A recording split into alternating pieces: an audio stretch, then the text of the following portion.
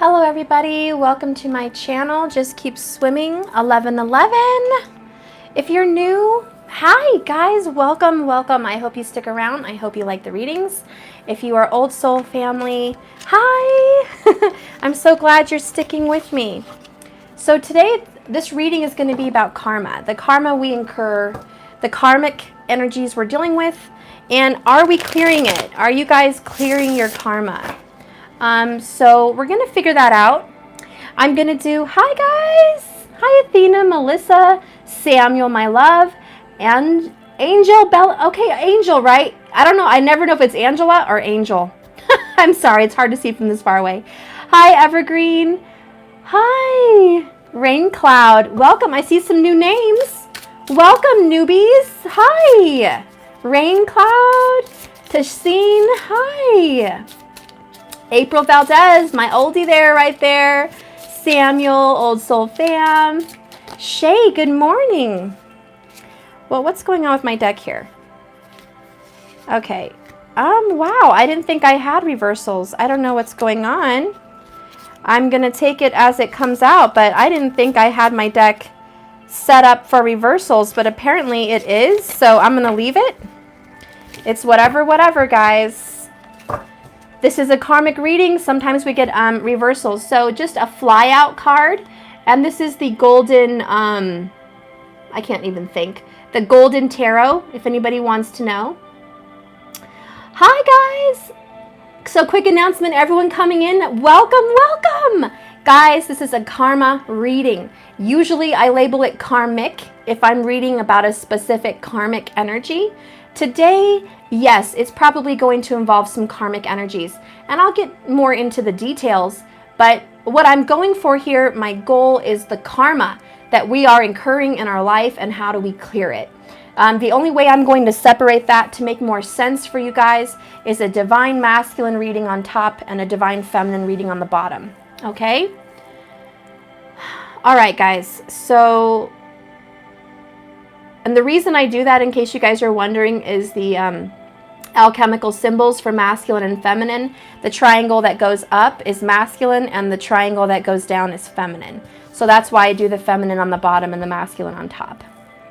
Okay, so the first card I got out, just with the collective energy, is a Virgo energy. This is also Sagittarius for me as a reader because of the 9th house. And Sagittarius represents a guru, a teacher, an old sage, someone that's learning the highest of spiritual knowledge. The highest knowledge attained can be attained from your Sagittarius house, the 9th house.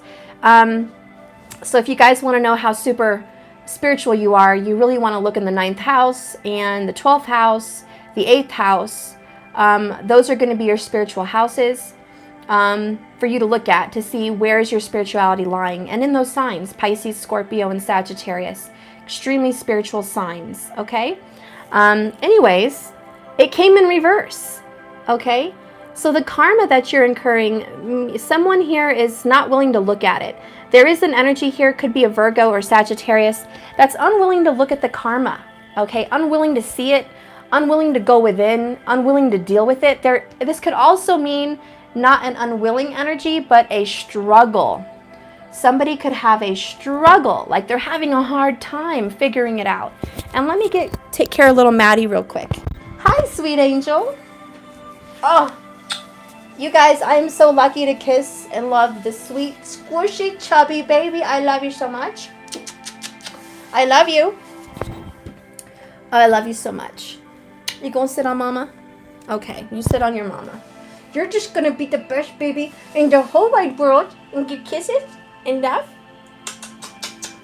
Mwah! Oh my gosh, I'm so lucky. Okay, so I'm gonna hold this adorable baby while I am reading, because he's being quiet anyways. So I feel like this person could definitely be struggling, trying to figure out what karma is. And if this is you, awesome, you're gonna figure it out. If this is someone you love, they're gonna figure it out, okay? And I think that we're on the right track. I'm gonna let Maddie pick a card because he's a spiritual baby. He's my Scorpio baby. I am? Yes, you are. Can you pick a card and see what this upside down Virgo Saggy is going to do? Pick one. What is this Virgo going to do? What is this Sagittarius going to do? You want 3 or you want 1? See, it's definitely a Sagittarius. He picked the Temperance card, the card of Sagittarius. He also picked the Sun card, which is a Leo energy. And there's a sun, and there's a scorpion. There's a scorpion, he said, but it's actually like a lobster. So there's a Scorpio here. He picked the Moon card. Generally represents Cancer and Scorpio and Pisces. But Matthew says it's a scorpion. It's a Scorpio. Awesome, baby. Thank you for that. Okay. Bottom of the deck is reversal of the Hierophant, which means that there's a commitment or a belief that's in reverse. There's a wrong form of thinking.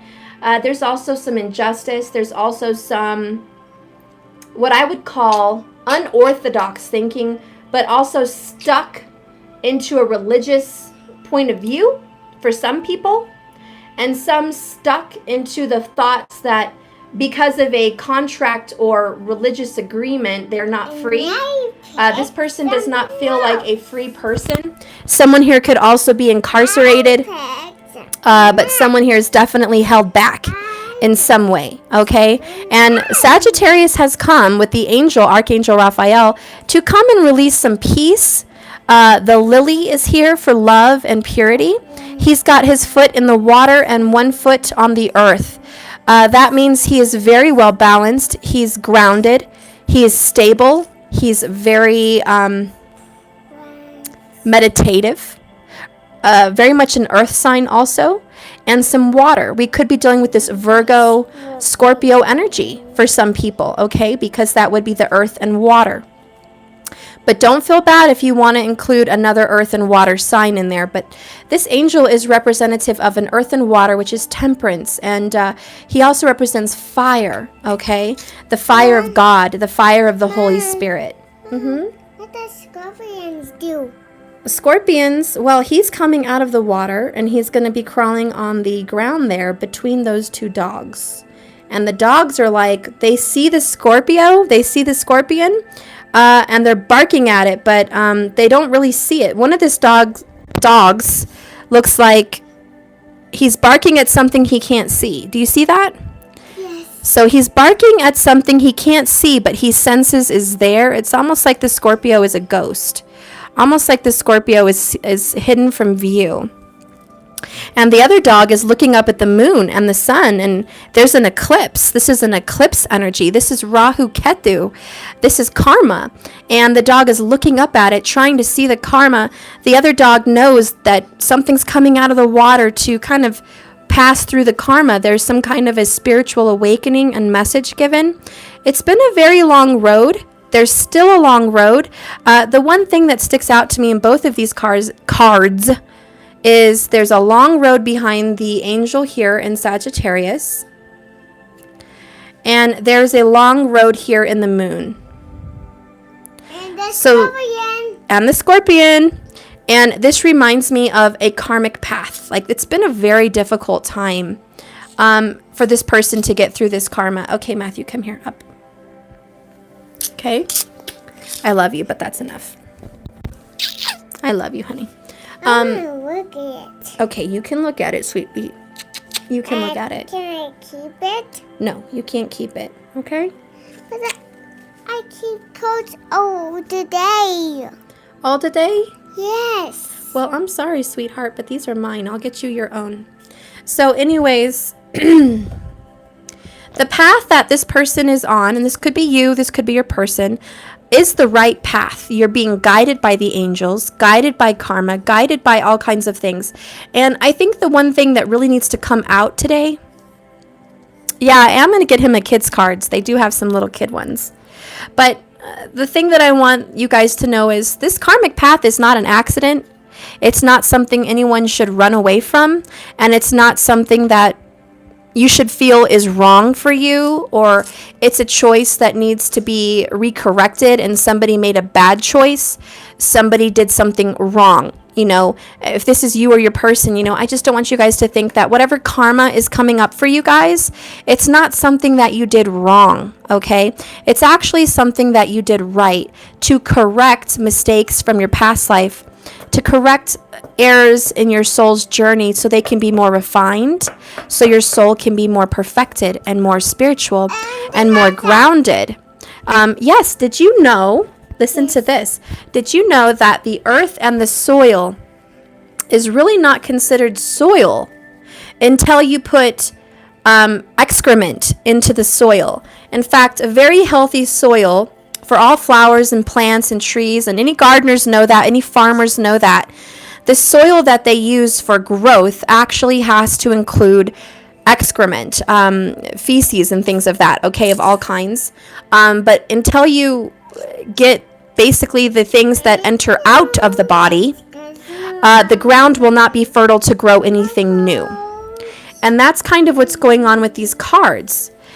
There's not going to be a fertile soil until you go through this karma. So don't feel like, uh-oh, I'm having karma, I did something wrong, I need to go correct mistakes for my bad doings, or this person has to correct mistakes for their choices. They may have chosen a partner or done something and you feel like we have to overcorrect it now, it was something bad.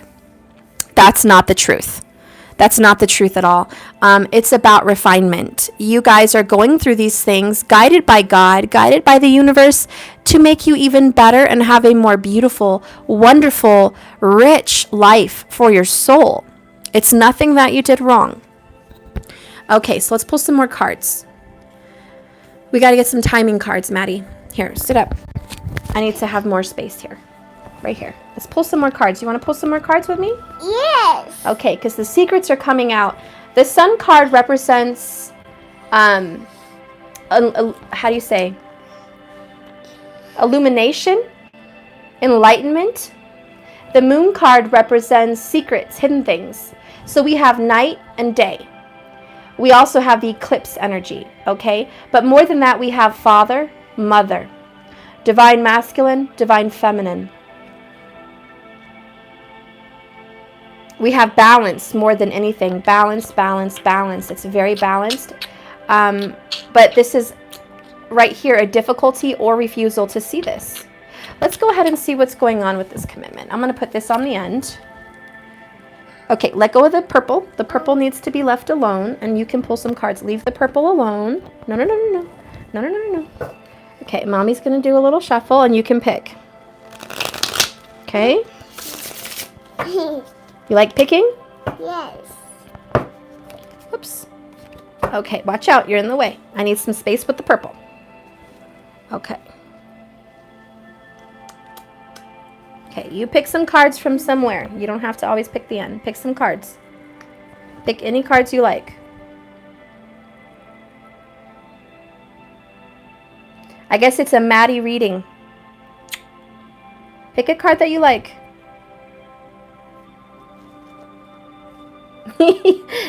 He likes the ends. Is there any other cards you like? Oh, he likes the ends. He picked the Wheel of Fortune. That's a great timing card, Matthew. This is going to be Capricorn energy, but it's Jupiter in Capricorn, and it's the 10th house. And this is luck. This is the hand of God. In fact, the word Rhoda is will, and tarot is obviously will also, but the Hebrew letters actually mean Yad-He, Vad-He, which is the hand of God. Say the hand of God. So this is a spiritual teacher. I want to get my poop off. Okay, I'll be right back, guys. Apparently I have poop to change. Maybe not. He just says that sometimes. I'll be right back, guys. Let me see what's going on. Thank you, Maddie, for that announcement. Thank you. Very much appreciated. I'm going to kiss your little baby butt.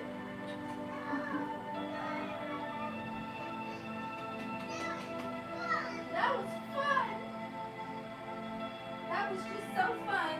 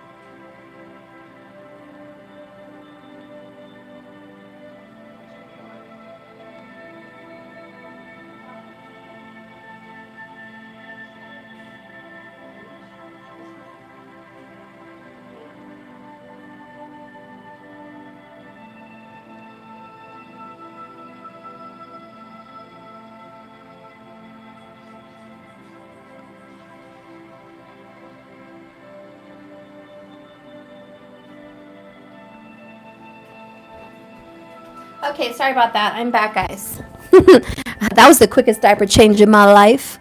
Anyways, I'll take the cards that he chose, and then I'll continue my reading. Sometimes it's good to have an innocent pick cards because they have no intentions. They just pick something from God. Okay. Get these aligned here. To deal with your karma. So the card that came out here, the Wheel of Fortune. Now, this is going to be the act of God. This is something turning around for you, which is the karmic wheel. It has to happen that way. You guys know the story of how things go. It's what goes around comes around. Things are always changing. Wind is always blowing. Seasons are always changing. The energies are shifting. Something with you and your person, or just yourself, is having a huge shift in your life. This is going to happen over the next 8 weeks, which does put us right around October.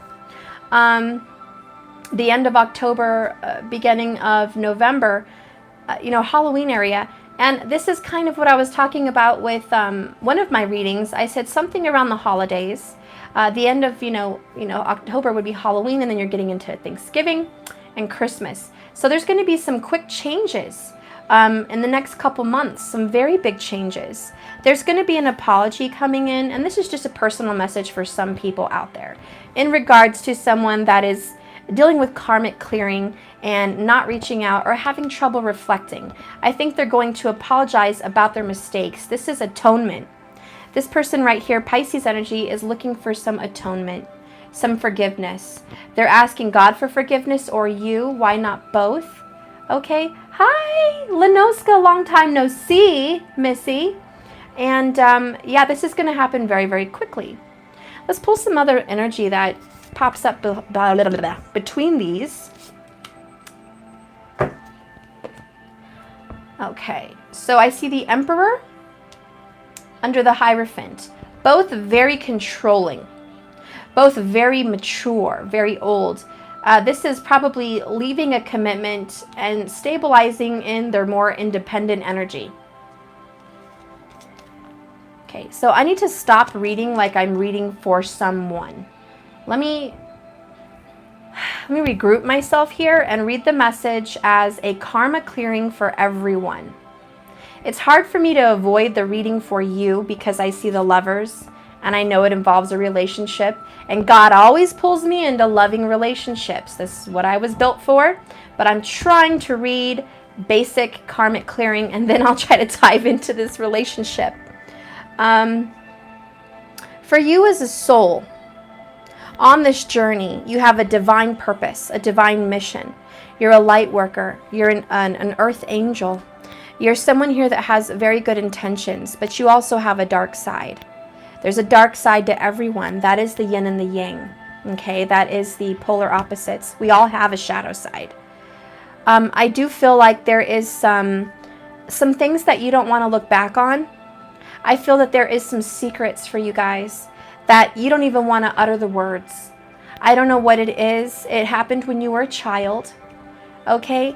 I don't know what it is. I get the feeling that it could be abuse, but it's different. It's not your typical abuse. This is like, what I feel is this is like a loss of innocence at an early age. And it may not have been abuse, although in some cases it was. But I feel like it's you saw something you shouldn't have seen. Maybe you witnessed a murder. Maybe you witnessed abuse for your older, sibling.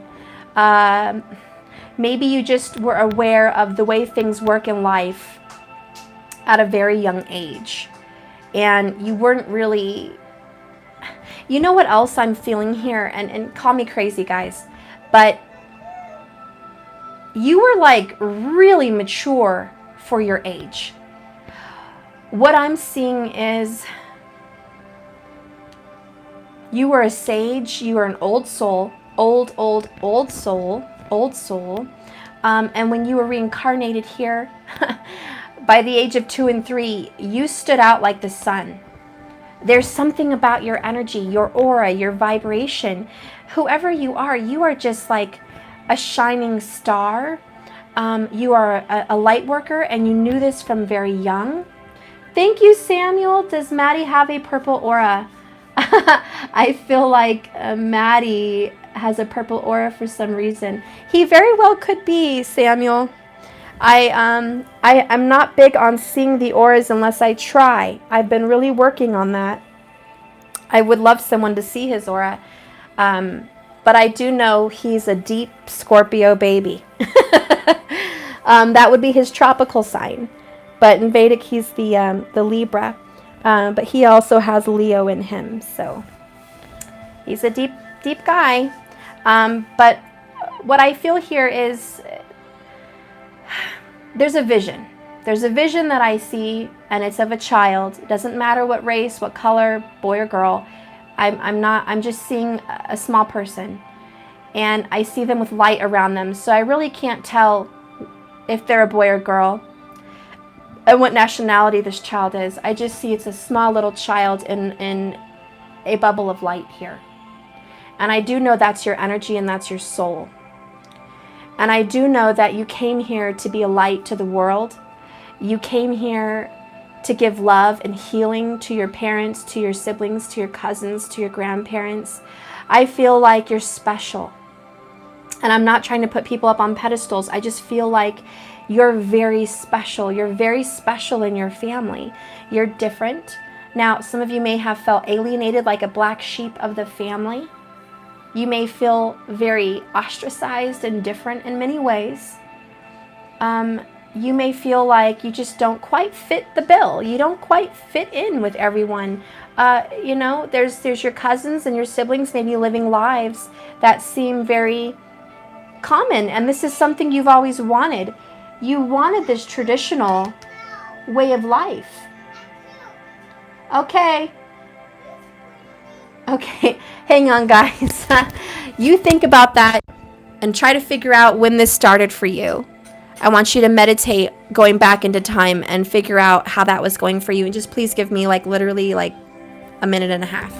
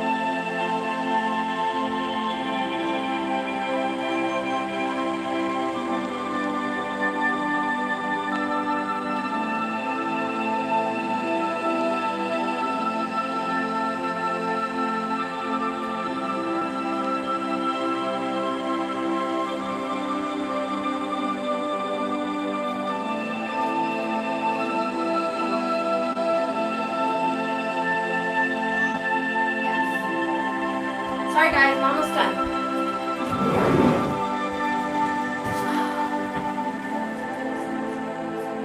Here.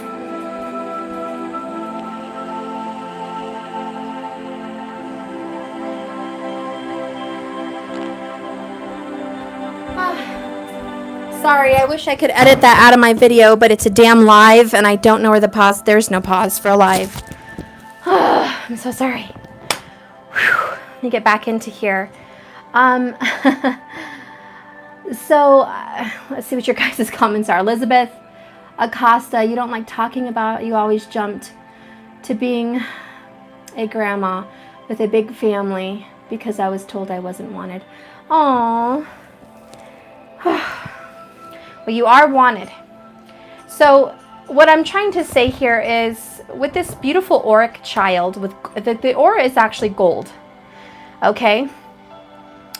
You do stand out. You're not going to fit in. You'll never fit in. You did have dreams of fitting in. You wanted to be very traditional. You wanted to have a normal life. You came here and you had dreams of meeting the right person that you fell madly in love with, and you had dreams of getting married. You had dreams of that child. You had dreams of creating your nursery. You had dreams of rocking chairs on the porch. You had dreams of holding hands and growing old together. You had dreams of a beautiful life looking out on a horizon with trees and sunsets and beautiful big moons and a sky full of stars. You know, you had dreams that were very wonderful and beautiful. And it looks like your life karmically just has not played out that way. In fact, it's just very different. And ever since you were young, there was difficulty adjusting to the spiritual soul that you are. There was difficulty connecting with your spiritual side. You were naturally gifted and psychic and intuitive. You were always, it started for a lot of you guys here, it started as being empathic. And that means it started picking up on the energy of those around you. This is one of your psychic gifts. And you instantly started being able to, at a very young age, almost, probably even more so than you do now, at a very young age, almost reading minds, knowing what those around you were thinking and feeling. Extremely intuitive. You stood out, and maybe no one noticed it, maybe you didn't talk about it, but if you were around another group of kids, you were very concerned and almost nurturing and mothering and fathering at the time. I have visions of people falling down, scraping themselves, and you rushing over and immediately putting your hands on them and rubbing them and soothing them at a very young age. I'm talking 3. You know, saying, are you okay? It's going to be okay. And you feeling very connected and trying to feel their pain and give them healing so they would feel better. And you were always there to go get help, to give them something. For others, it was playing with children that were not nice, that, you know, played games as tag, and you were always it. Played hide and seek, and for some reason, they always wanted you to be the seeker. Playing Monopoly games, card games, little games as a kid, and you knew they were cheating, but you wanted them to feel like they were winning. So you gave them a lot of words of affirmation, like, you did a great job.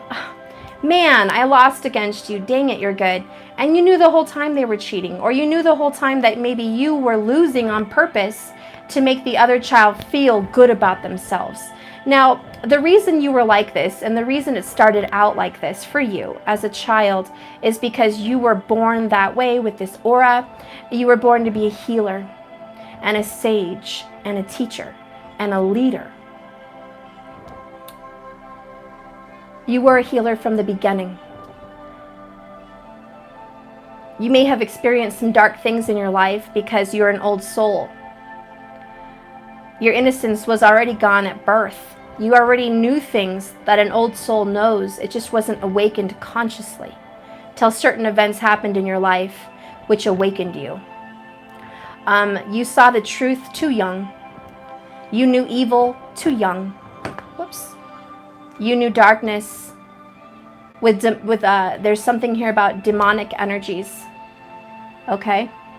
You sensed that there was darkness.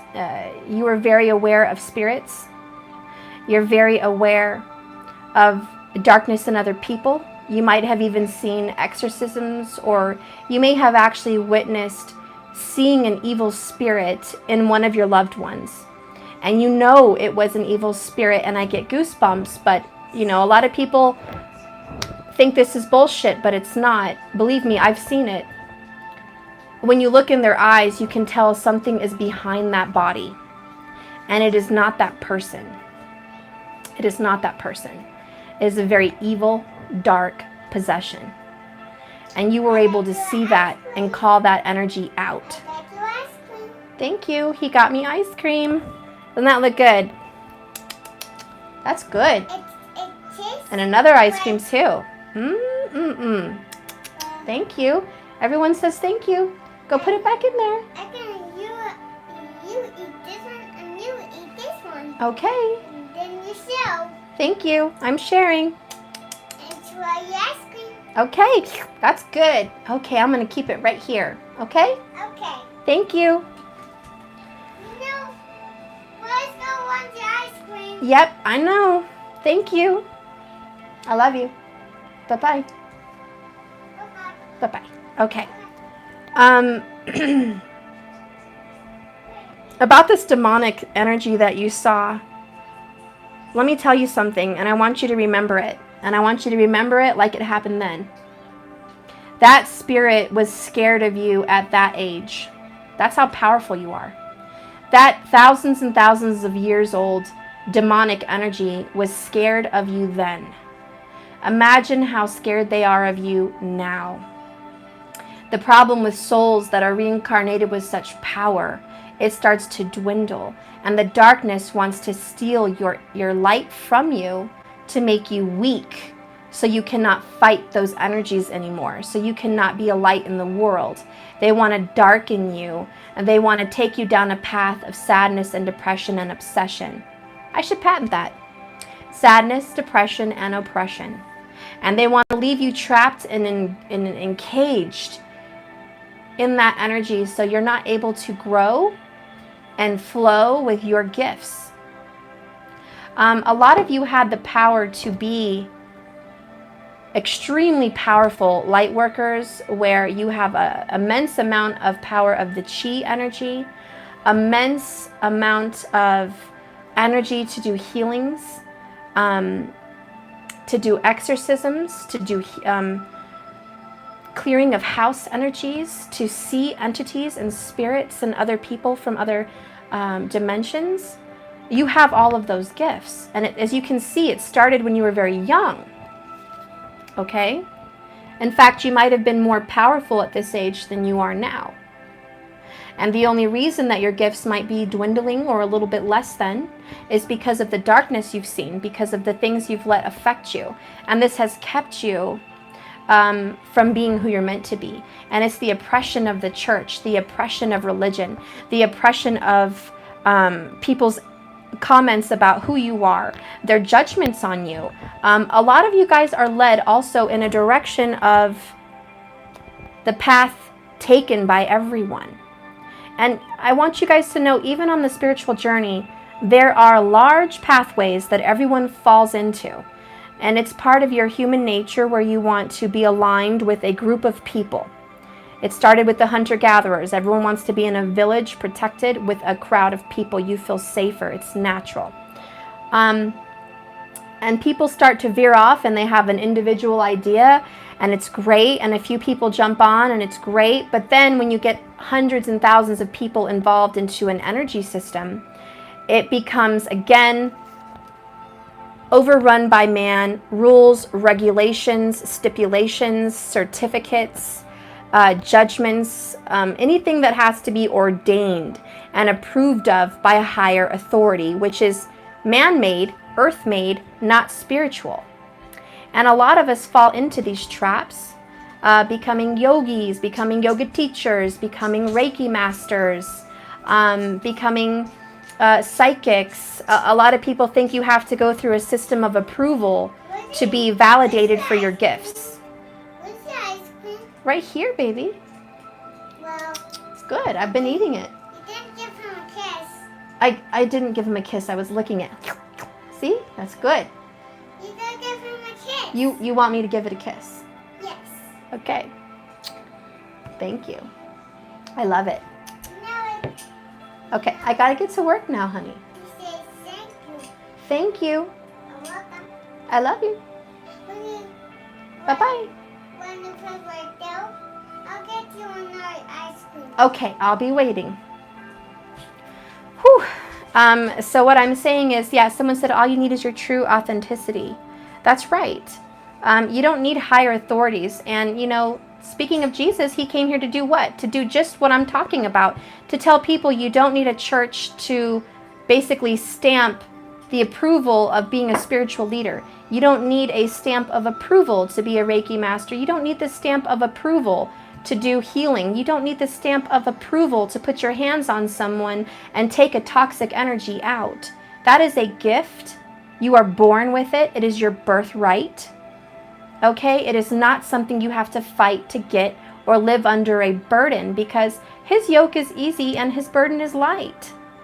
If you are going down a spiritual path and you feel like you are weighed down by restriction and authority, that you are unable to grow and blossom the way you are naturally becoming who you are, the way the universe and God created you to be, the way Source has had you, if you are unable to be this person, then you are persecuted for who you are judged, and you are restricted, and yes, you are in a cage. Whether it be an abusive cage, a spiritual cage, a judgmental cage, a whatever cage it is a cage. And either by choice or by ignorance, you are finding yourself in a cage. We've all been in that cage. I'm not judging you. I've been in that cage. Okay? And a lot of it has to do because you have such a loyal heart that you want to serve. Because all the light workers are here to serve humanity, to serve God, to serve Source, to serve the earth. Mommy, Yes. I want Starbursters. Starbursters, The candies. the candies. What a nice little treat you get to have, mister. Okay, go ahead. This is those. Yes, Starbursters. He calls them Starbursters. You are so cute. Go ahead, open them. That being said, you guys are breaking out of your cage now because the archangel's coming to help you. And if you guys don't believe in archangels, you need to. They are real. People see them. And they are powerful. They come in a form of spirit when you believe in them. When you have faith that they are there, they will show themselves by choice. You don't just get to see them because you want to see them. You see them because they choose to allow you to see them when your third eye is open and you are prepared to see them. Okay? Maybe we don't need Starbursters if you're going to be wild. Okay? Thank you for the kisses. I love you. All right, let's keep going. Mommy, what Yes? happened though? I don't know. I got scratched, probably. By some Mm-hmm. witch. A witch? No, I didn't get scratched by a witch. So what did you get scratched on? Probably the door coming out of the car.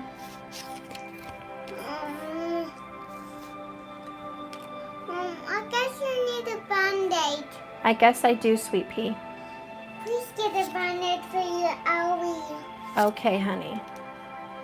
Please, Mom. I don't know where Band-Aids are. Why don't you go help me look? I've got to work. So let's get with this reading. For Pete's sake, Lord Jesus, I can't be on here like this. Okay, so I see the Two of Pentacles clarifying the Lover's card and Temperance. This is juggling back and forth. Again, everything here is about balance. The two, the two, the two. A lot of you are going to be having a symbol from the twos. You're going to be seeing twos. Twos to me is about balance, and it is about partnership. It's coming together. It's something in union. It's something about balance. It's something about becoming stable. Two is the beginning stages of stability. It's also an independent number for me. It's standing on your own 2 feet. Okay? Think of how God constructed our body. We have 2 hands, 2 feet, 2 eyes. We need 2 to function. We need a balance. Okay? Very Libran and Virgo there too. And we've got Gemini and Saggy. Okay? But this is the energy of achieving success. Because this person juggling the 2 pentacles, he's not dropping them. Oh no, he's handling business. He's doing a good job. He's keeping it up. He's been circling these things around for a long time. So we have the infinity symbol. You guys have known each other for lifetimes. This is someone that you're in a relationship with. And you've met them before in a past life. Okay? You remember at the age of 4, I seen a giant spider inside a full moon. Wow. I asked a little girl I was playing the tea set with, she said she saw nothing. Now everything has made sense. Oh, that's so wonderful. Thank you, Genevieve. So this person you've known before, and you know that. This is someone that you're very comfortable with, someone that you're at ease with, someone that you know very well. It's not hard to know what's in this person's heart. You've been back and forth with your soulmate, okay? You've been back and forth with your soulmate. And it's been on and off, back and forth, in and out. You guys go into times of passion and you go into times of solitude. You've always had a choice to do right and wrong. And what you're learning right now in this life is to do the right, not the wrong. And you're kind of still, as this light worker, almost childlike, figuring out what is right and what is wrong. This is a time of learning, a time of growing, very studious.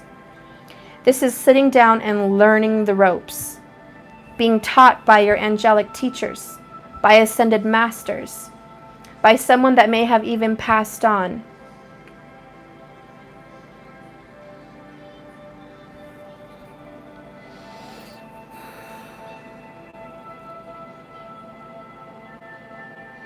Both of you and your twin have a very religious background. And it's funny because I feel one of you did not grow up religious, but one of you did. It's very weird for me. I feel like someone here grew up in the church from a very young age. And you may be grown now and have children, and you may not even take them to church, but you grew up that way. And your other person was kind of the opposite. Your person didn't grow up in the church, maybe went a couple times, but always felt drawn to the church. And now this person's trying to take maybe their children to the church. And you're not. So there's kind of a difference here, a very yin and yang. And I just feel like you are perfect soulmates. You are ordained by God. This angel wants to bless you. Knowledge is with the woman. The snake represents knowledge. Knowledge is with the divine feminine energy. Okay, if you guys can see what I'm seeing here. So the divine feminine in this relationship has the spiritual wisdom.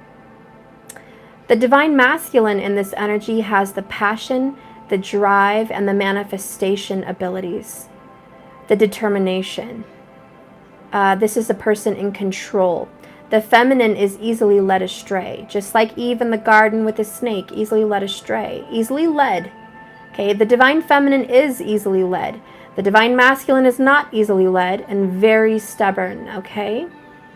But I do feel that this, again, is the perfect balance. There's a reason that you guys were brought together, because your strength is his weakness and his weakness is your strength. Even if it's the same sex energy, you know what I mean when I say a divine masculine, divine feminine. It doesn't have to be in a specific body.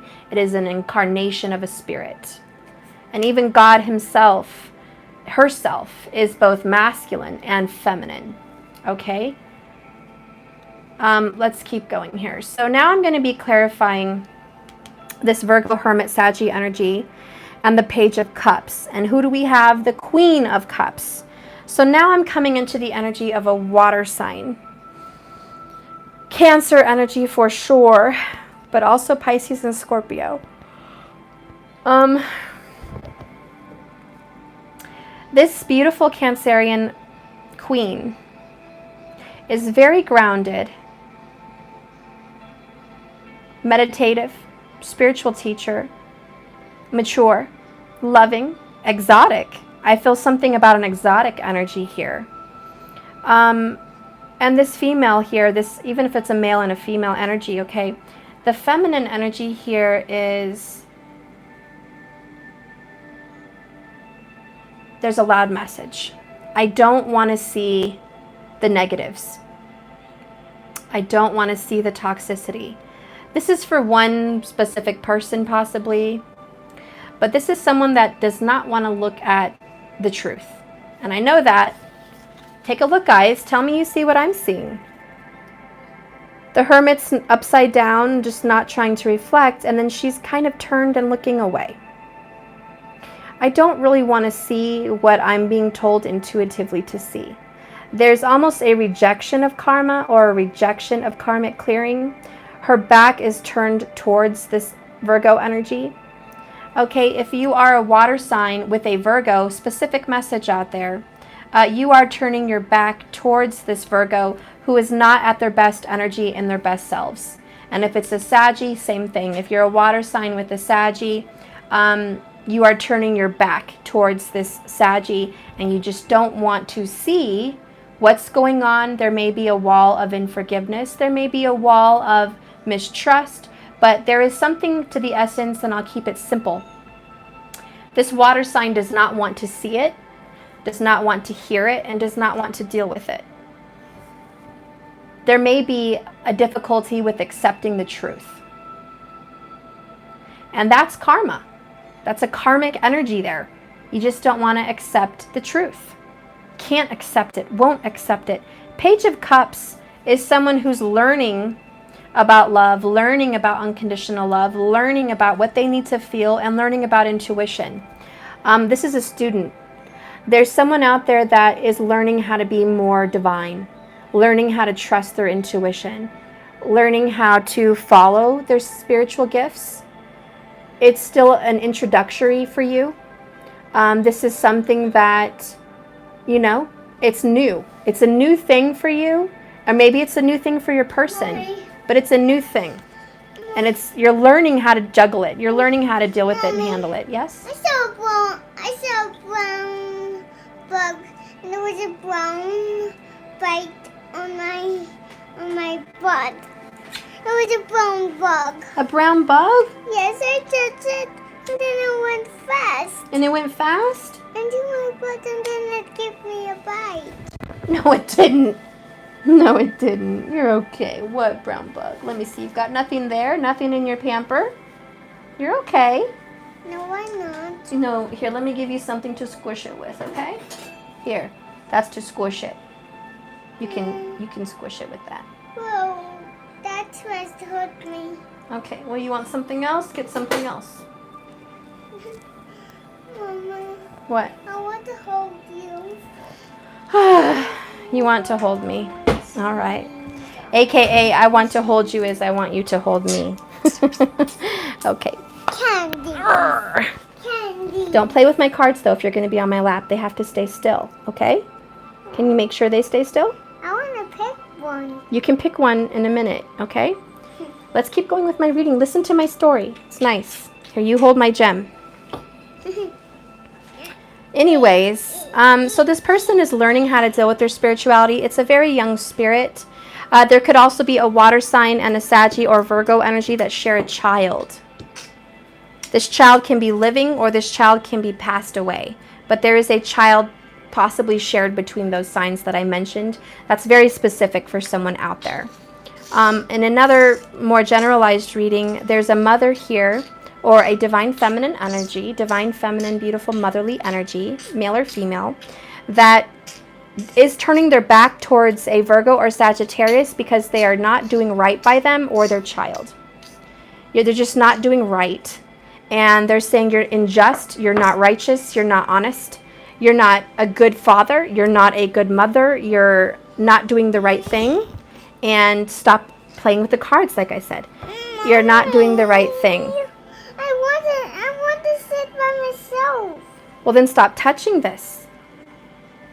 Anyways, I do see an apology coming in for you if that is your story.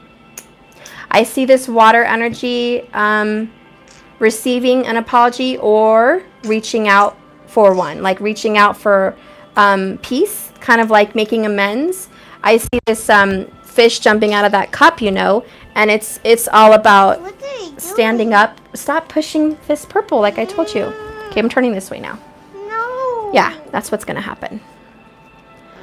Anyway, so this is coming in, the Sun card coming into this description here. This could be even a separate story, but there's a Leo energy that is facing karmic payback and changes, and they have a very difficult time sleeping at night. And they're having vivid dreams that almost feel like they're actually happening to them.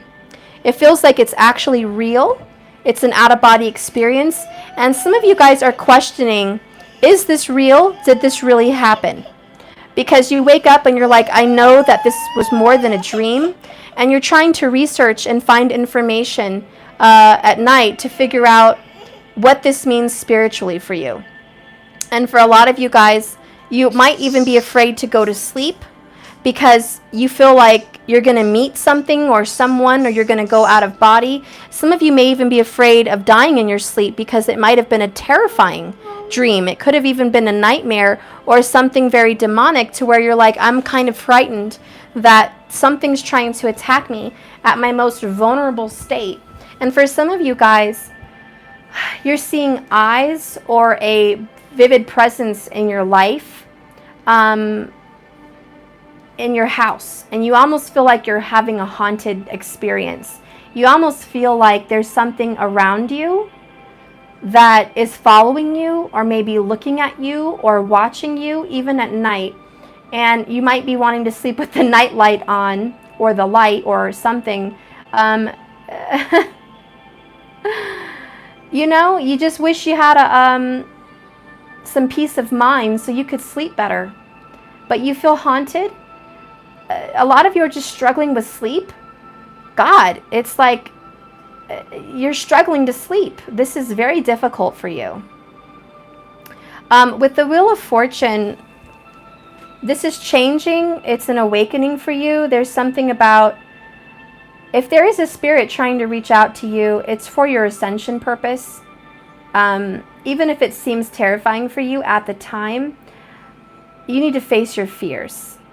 There's no way around this. Keeping the nightlight on at night, staying up later, taking sleeping pills, avoiding going to bed because there might be some kind of scary thing to face, or having vivid dreams and wondering if you're having abductions at night for some of you.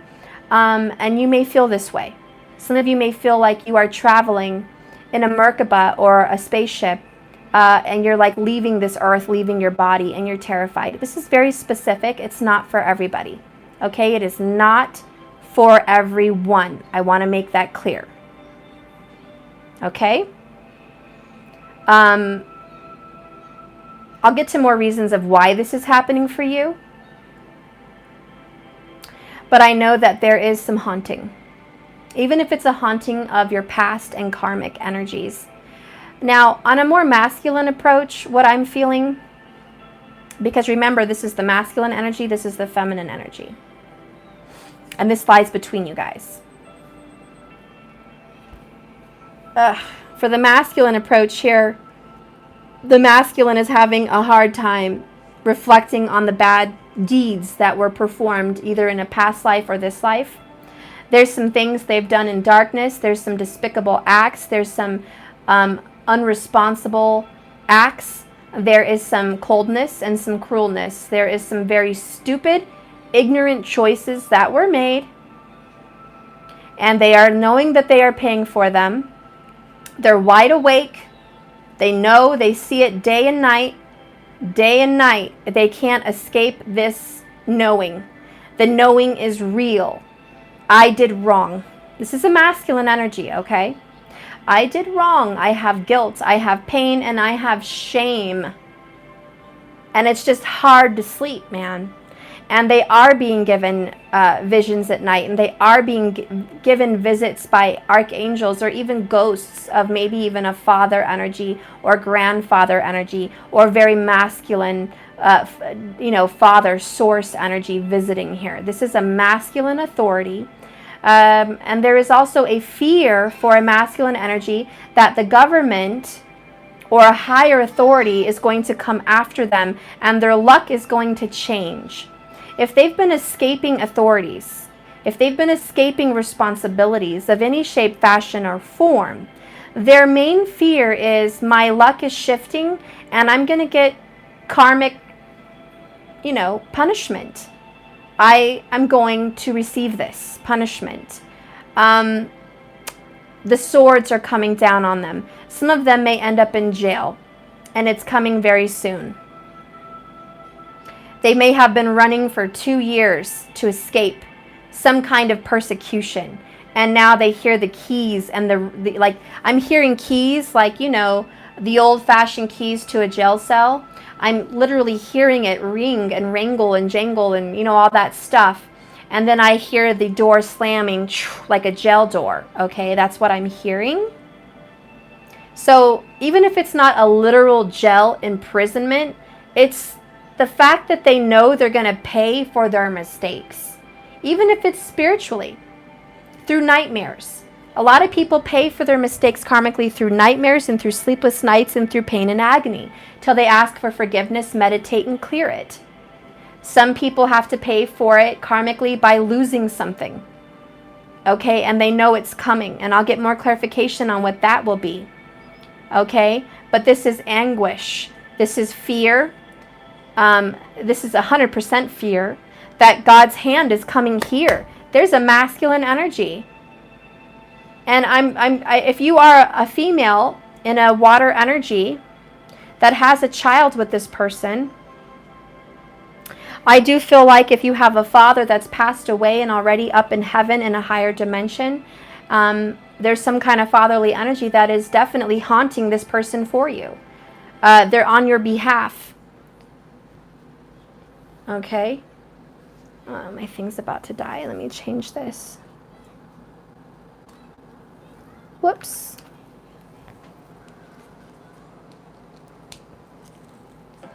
Okay. Oh shoot, now my phone died. It has to recharge up. Okay.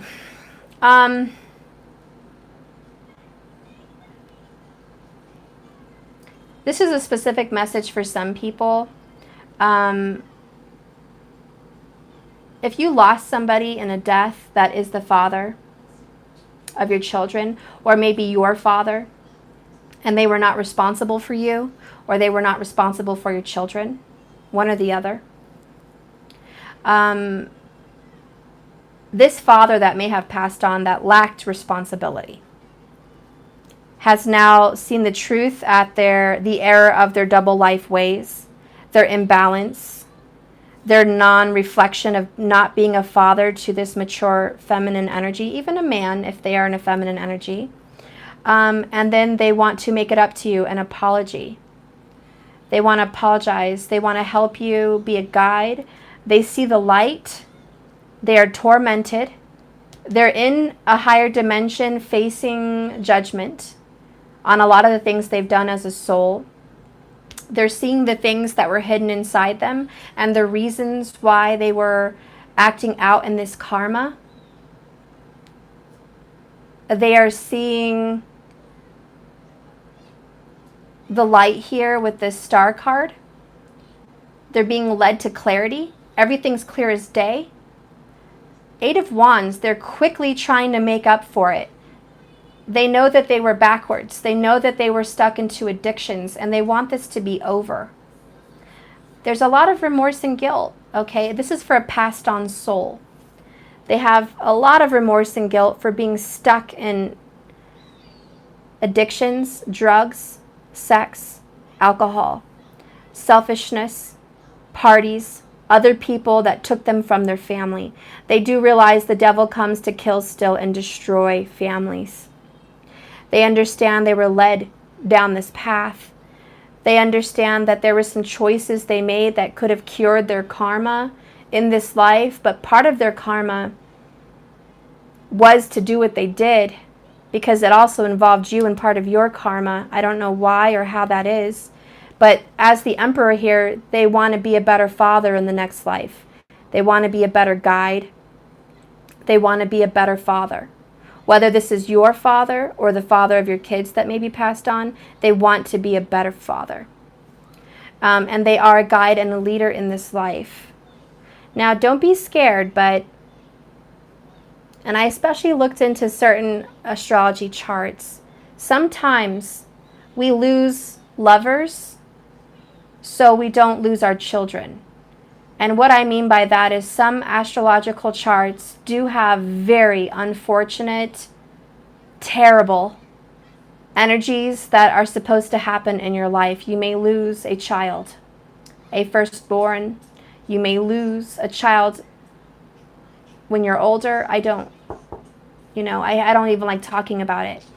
But if you are a blessed soul, and that is part of your karma, you and a soulmate can discuss coming down to cure that karma and almost making a contract or a deal that you won't lose a child, but you will lose them. In some cases, you won't lose them, but you'll lose a child, and they'll be there for you.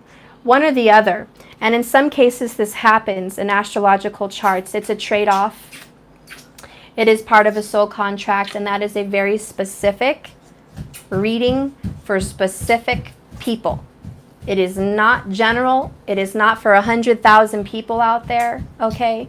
Don't say this is not me, it's not my reading, F you, I'm unliking it and getting off the channel. There's more messages in here, so stick around and listen to it, but that's just for someone, okay? Thank you for all the kisses. I want to sit on you and pick a code. And pick a code? Don't touch this yet. I have to get to these two energies first.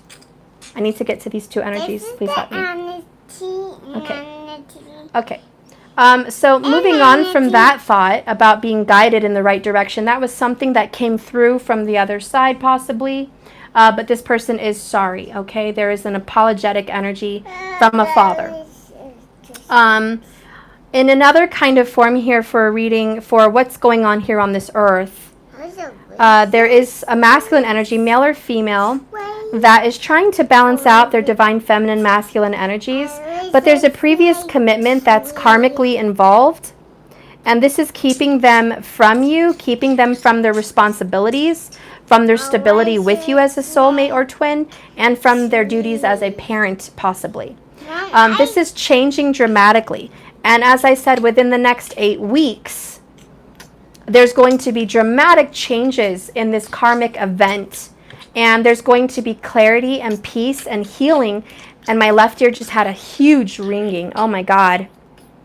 There's going to be a huge event for them in their life that's going to help them see clearly what they have done wrong in this life and how they want to make up for it and stop the karmic relationship, stop the karmic energies, stop the karmic event.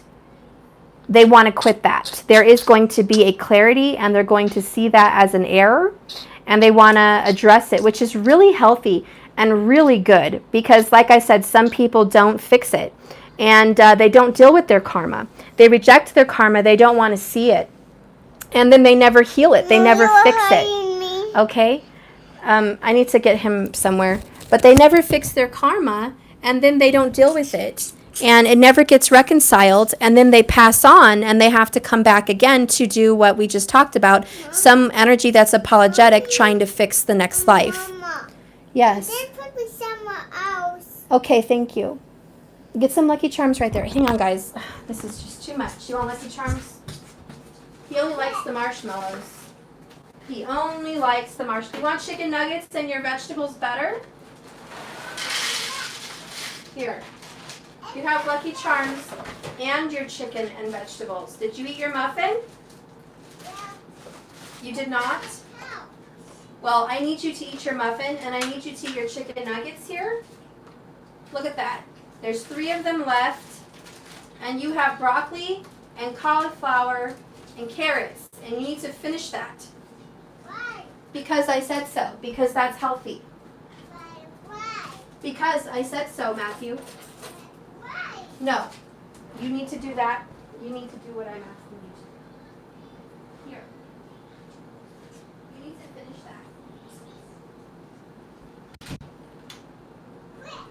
There's your food. Please eat it. It looks delicious. Mommy wishes I could eat it. You eat it. Okay. So there is some karmic energies here that have to be cleared and moved on with. It looks very, very promising to me in this reading that the karma that's being incurred with this relationship or this person is looking really prominently like, to me, they're going to clear it in this life. That they're not going to wait till the next life. And get this. This is a little bit more deep, but I almost feel like a father from heaven, a father from the other side, and this current masculine energy are connected. Now, whether you're soul family or they're just connected for whatever reason, I feel like your path as a feminine is connected to your divine masculine and your father. Literally father. There's a connection there for some reason. I don't know if their stories are very similar.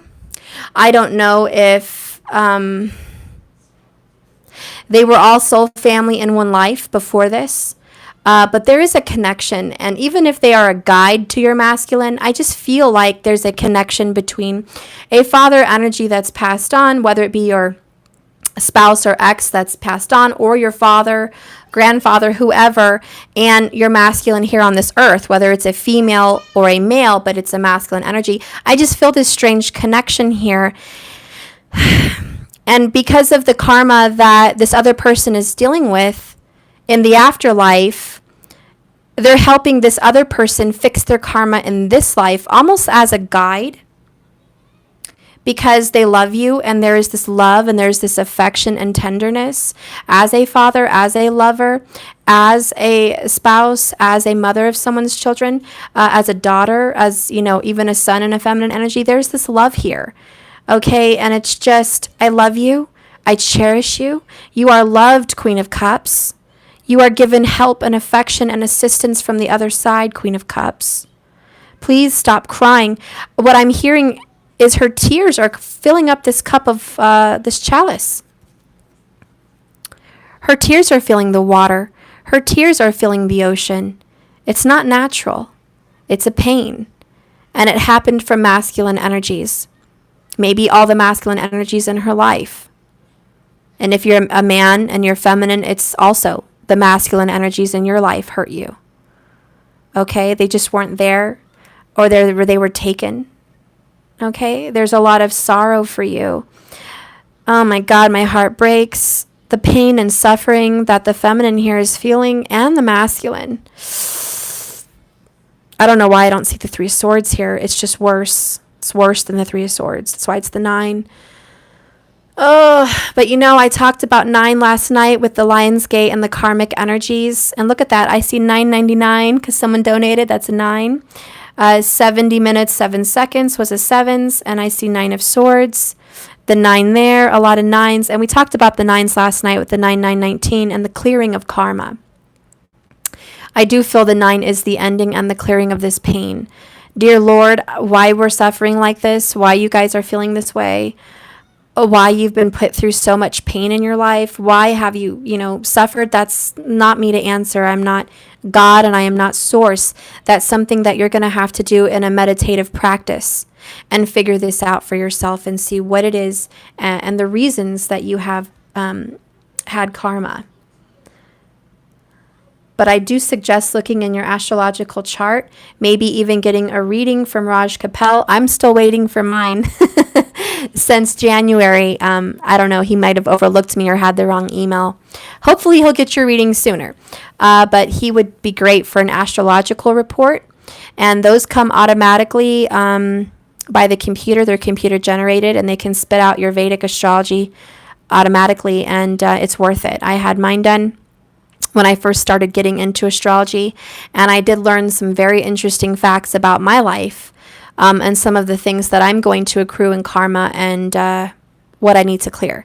So it does give you some clarity, and I like the star card because that does speak to me about your birth chart, your star chart, but like your star chart. Okay, your star chart and your path. This is about your path and your journey and your birth. Okay, and so I think it would be good to look into that, learning about your mother, father from your astrology, learning about your path, getting information, and the Eight of Wands is quick movement forward towards curing the karma, being responsible for yourself. You know, it's not your fault that these things happen to you. Your life is going as it's going.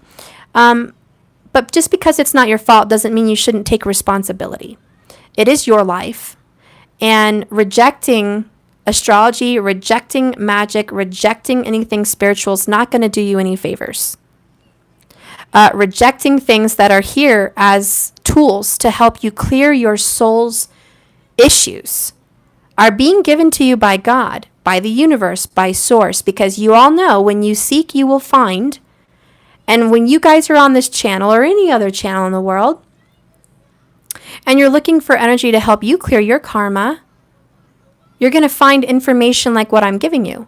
You're going to find things like candle rituals. You're going to find things like astrology charts. You're going to find these little tools, and they're little crumbs along the way for Hansel and Gretel. They're little crumbs along the path with the star here and the Temperance card and the Moon card. This path, you are being led, even in the path between the lovers.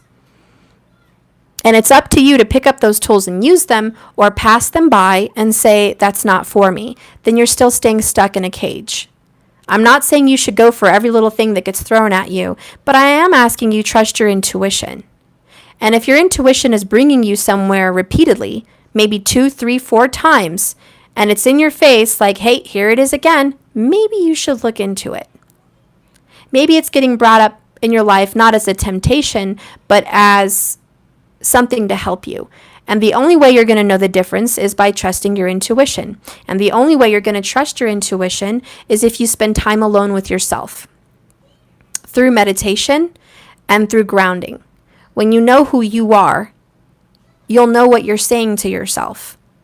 But half the problem in our lives is we don't know who we really are. We are lost in the reflection of ourselves that we refuse to see. We don't want to know our karma. We don't want to know our path. We don't want to know our soul's purpose. We just want love. Love, love, love, love, love. And a lot of us just go through this life codependent. I need to have my partner. I need to have my love. And until I get my love, I will not live my life the way it needs to be lived. Until I have my love, I will not be a whole person. And until I'm a whole person, I can't travel down my purpose path. I need to find that soulmate. I need to find that twin. I need to come into union and be one with self so I can fulfill my purpose. That's completely backwards. That is the moon. That is illusion and delusion, and that is not something that you are being guided to do. I may not know everything, but I know that. And I know that until you have a full cup of love for yourself and a full knowing of who you are in any means possible, you cannot simply offer yourself into somebody else's life as a full person. You need to be full. You need to know what you're doing and who you are. And that way you can live this life. And that is why a lot of people talk about relationships, different channels and different things. And they go, are we really meant for monogamy? Are we really monogamous creatures? And a lot of these fools, they go around talking about shit like that, and it pisses me off. Humans are not meant to be monogamous. Look at the animal world. Yes, let's look at the animal world. Penguins, wolves, other creatures. The ones that have a divine soul, you bet your ass they're monogamous because they're connected by a soul power. Now, the ones that are foolish, animalistic, and cannibalistic, they're the fools fucking everybody. You're right. They're not monogamous. They're animalistic. They're not spiritual. There's a difference between spiritual and non. Even some of the birds are monogamous. Eagles are monogamous. And isn't that ironic? They're closest to heaven, closest in the sky to see everything. But my purpose for talking about, I'm sorry with my stupid rants, but the reason why people question monogamy and how it may be an issue is one simple fact, and I know it to be true. A lot of people get married when they're madly in love at a very young age, or even just older but extremely young-minded, and they don't know themselves. And they get married and they're in love, And that person fulfills their every need. And it feels like heaven on earth. It's addictive, extremely addictive and hypnotic. Now, that's temporary. And that love wears off because your soul starts to grow with or without you. So then, 10, 20, 30 years go down the line. Your soul has then matured and changed. You're being led down your spiritual purpose and path as natural, even in astrology. After the age of 35 years old, you start to seek out your spiritual journey. It's in astrology. They know it. That's why they go into the Navamsha chart. The Navamsha only happens through marriage or through age. And generally speaking, 90% of astrologers say it's age. But it's when you mature. And think about that. Think about all the 20-year-olds. Think about all the youth, the teens in love. Think about them. They're going to completely change after the age of 35. They're not going to be that person anymore. Their dreams, their aspirations, maybe what they went to college for, maybe who they fell in love with, they're not going to feel that way around 35. Very few of them. And usually the women will stay consistent because of their loving, nurturing, motherly dedication and energy. But generally speaking, the masculine energy matures into an emperor. They leave the page energy and go into an emperor and have different needs, sexual needs, leadership needs, purpose needs. They need to have purpose. And so a lot of people in relationships will find that when their purpose is not being fulfilled in their relationship, they want to move on. And the problem with that is a lot of them refuse, like this reversed Virgo here, Hermit, Saggy energy, and this reversed Hierophant. The people that leave a marriage or relationship after a certain age, they usually seek out another relationship to fulfill them the same way they were fulfilled when they got married in the first place. And it usually has to do with the serotonin and dopamine intake of being in love, that passion, that hypnotic energy, that chemistry, that feeling of a high. And they're in search of that because it's now been dwindled. It's gone. Instead of staying in the monogamous relationship and growing together as a team and learning who you are, which would be my best remedy in a difficult marriage, it is leave this behind, I've outgrown you, and move on to a new partner. Now, sometimes that is the remedy, moving on to a new partner, but only if you are guided to that partner spiritually, soulmate, twin flame energy. They're helping you get on your spiritual path. And that's why a lot of you guys following my channel or other channels about soulmates and twin flames, and you're inquiring about that information, it's because you've been guided down this path to learn about it. Because this next person that you're going to meet is not only going to fulfill your sexual needs, they're also going to fulfill your spiritual needs. And so you're being guided down a spiritual path with somebody. And sometimes spirit and the angels use that as kind of a carrot in front of the horse thing. Here's your person, follow the person, and you can go down your spiritual path. And 9 times out of 10, that's what happens on these spiritual journeys because we are human. We are seeking a life partner. So through a life partner that is your soulmate or twin flame, you're being guided to be more spiritual and follow your soul purpose and grow as a soul. So you're going to be growing. And you guys are growing. Now, it's sometimes really difficult for some people that refuse the growth. But either way, it's happening. And what I see happening for you guys is you are growing. You guys are ascending to a higher level of enlightenment as a soul couple. And the reason you guys met and the reason this is happening with you and this person together is because you are ascending into this beautiful purpose. Now, the devil's tried to get in your way more than a few times. It's the same devil that tried to get in your way when you were a kid. It's the same demon. Now, because I've been very religious for most of my life, and I'm not going to go into that, but I will talk to you about demonic entities because I know a lot about that. These demonic entities, whether they're a demon or an energy, which is just lust, temptation, the 7 deadly sin energy, they cling on to you and your family for a lifetime. What? I want you to give me something to play with. Of course you do. Okay. Ugh. Hang on, guys. Can you really? Seriously, Matt? I gave you everything. I hide. Here, play with this. What is this? For fun, for music. Do you want to? Okay. These energies cling on to a family generation by generation. And I really feel like you've had an energy be around your family and around your mom and your dad and you for some time. It can be also seen as a generational curse. It can be seen as an energy that tries to cling onto a bloodline or a family and tries to take them down. Now I'm going to get a little more deep and say, how many of you guys have RH negative bloodlines? A lot of you don't even know if you do have a bloodline like that. Maybe you're a positive, but your mother or father's a negative. You don't know what's going on in your bloodline, but these entities do tend to cling to those RH negative bloodlines for whatever reason. And I'm not going to go into it because there's a controversy and everyone has their theory.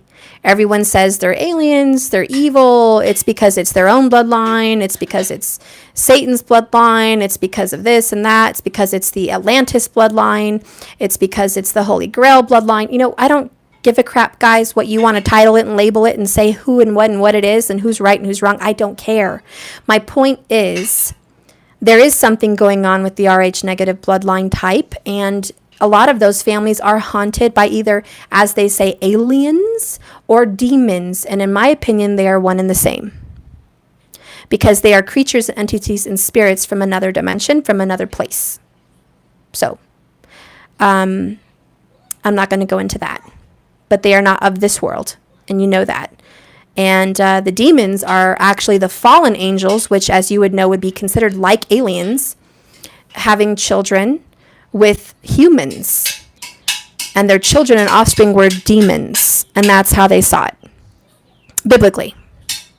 So they are half human and half spirit. Now, spirit cast them out into the pits, into the darkness, into the earth. And we're not going to go into this whole demonic thingy, but they were cast out, and they are meant to roam this earth for a certain amount of time. And temptations, clinging on to families, trying to bring down the good.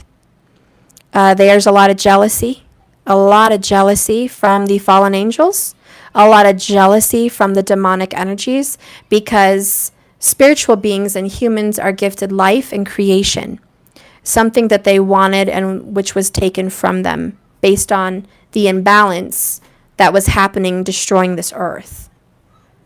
They were destroying this earth, and they were destroying the template of what Mother Earth wanted, which was growth and creation. Growth and creation. And so, anyways, I feel like you guys are dealing with a very dark entity energy that's tried to haunt you guys. Now, as I said from the beginning, whoever this golden child is has the power to face this demonic energy down. You have the power to cast this out, and you have powers. They don't want you to get a hold of your powers. They don't want you to know how powerful you are. This thing is doing its best to keep you down in a low vibration so you don't hear messages from your angels. So you don't awaken and see messages from those on the other side helping you. So you're not connected with your family on the other side. They don't want you to have that, because that just makes you more powerful down here and ruins their domain, their rule, which is this earth.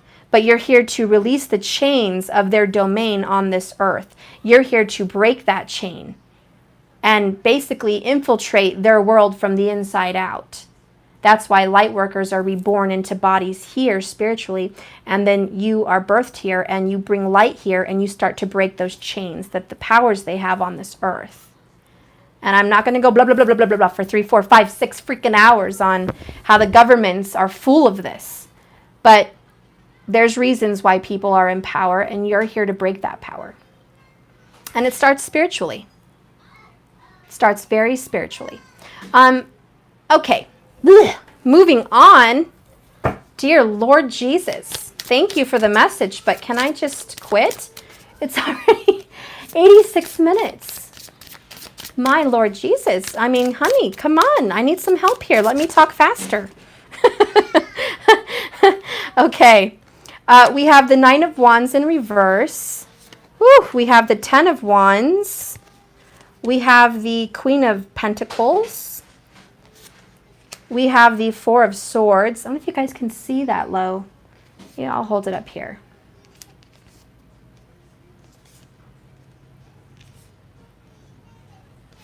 And we have the Queen of Wands. And we have the King of Pentacles in reverse.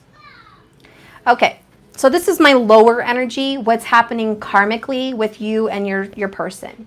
This is going to be very spiritual eye. You have to see with your spiritual eye on this, okay?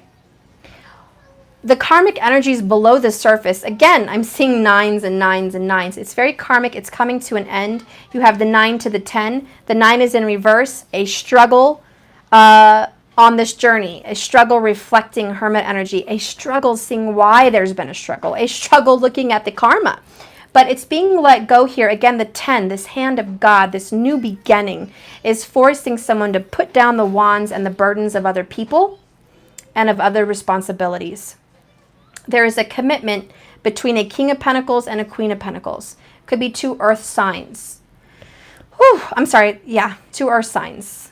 Could be a fire sign also. But this has been very yin-yang, very opposite.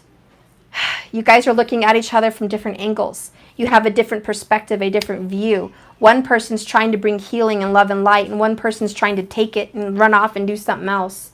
Again, this Virgo energy is here. This earth masculine energy is in a refusal here to deal and heal with their karmas. The moon and the Four of Swords does represent sleep, and so does the star card. It represents nighttime. And there's a lot of information being given to the masculine and you at night. And you are learning how to figure out what this is because there are signs. It's almost like that movie, National Treasure, or Indiana Jones, or you know that Tom Hanks movie with the demons and the angels, whatever. This is about finding the clues in your dreams and using them in this realm. They're trying to give you a message so you can use it here. The only way the other realm, the other dimension can reach you is at night in your dreams. If you are having trouble sleeping, it's because the demonic presences in your life want to prevent you from your sleep so you don't get those messages. Because they know if you have a good sleep and you do get these messages, you will use these tools and swords and pentacles for your benefit in this life. So there is something trying to keep you from your sleep. Now this can be lust, this can be TV, this can be laziness. Think about the 7 deadly sins. Any of those. They're going to tempt you with things of that nature. Keeping you up, worries, all kinds of things to prevent you from a good sleep so you don't get the tools you need to fight this energy off out of your karmic life.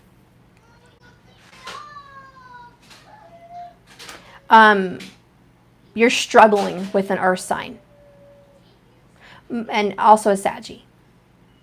Okay? Virgo, Saggy, prominent, but I did see Sagittarius, or I said Sagittarius, I did see Leo. And I did see Capricorn. I did see Taurus. Aquarius, Gemini, those are other ones, but you know, the ones that were revealing themselves to me the most is Sagittarius, and it is Virgo, and it is Cancer and Pisces. It is Leo. Those are the ones that are like really loud, along with Capricorn. I mean, I know there's a lot of other signs here, but those are the ones that are really, I feel here. Like they're just here with me. There's a fight here with lust, women, even men. This is sexual energy. I just get this look that I'm looking at this card and the devil, who, by the way, is very creepy in this card. You guys see that? Okay. The devil is looking at the Queen of Wands like this. Look how that looks for me. He's just looking at her, which it looks like this for me. Okay? He's looking at her lusting. So there could be a Capricorn out there lusting after a Leo. But there's just this lust. It could also be witchcraft. There could be someone in a Leo energy that has witchcraft and has illusioned this person to stick with them and commit to them, even if it's wrong.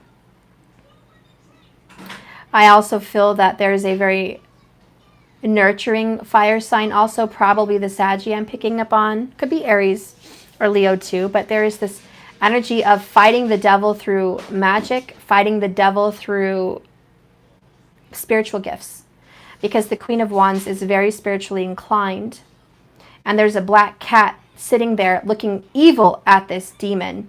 And I feel if you do have a cat, they can sense the evil in your home, if there is any. I'm not saying there is, but they can sense the evil around you, or inside anyone that comes to your home. They may not like them, they may hiss, they may seem like they're fighting something in the air and nothing's there. They sense something. And so you may have that, even if it's a dog, okay? But in this card, it's a cat. But there is this energy of that this cat is looking at that demon like, I see you. And even if you have 0 pets, this is you looking straight at that demon saying, I see you. I see you with my third eye. I see you with my intuition. I sense you in my presence. And I do not fear you. I don't fear you at all. I face what I fear. Emperor energy. I face it head on, and I will win and succeed and find stabilization here. Put this music back on.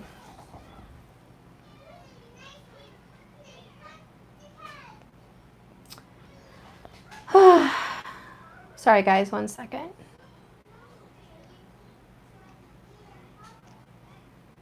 Okay. Okay. Okay. So basically here, the feminine energy, which I feel is very water and fire, very temperance, very Sagittarius for a lot of you. But for a lot of you, it's the other signs. You take what resonates. You are fighting off this evil spirit or this karmic partner through magic, through prayers, affirmations, any form of spirituality, even if it's Reiki and meditation. Your spiritual energies are in the business of fighting off the energy.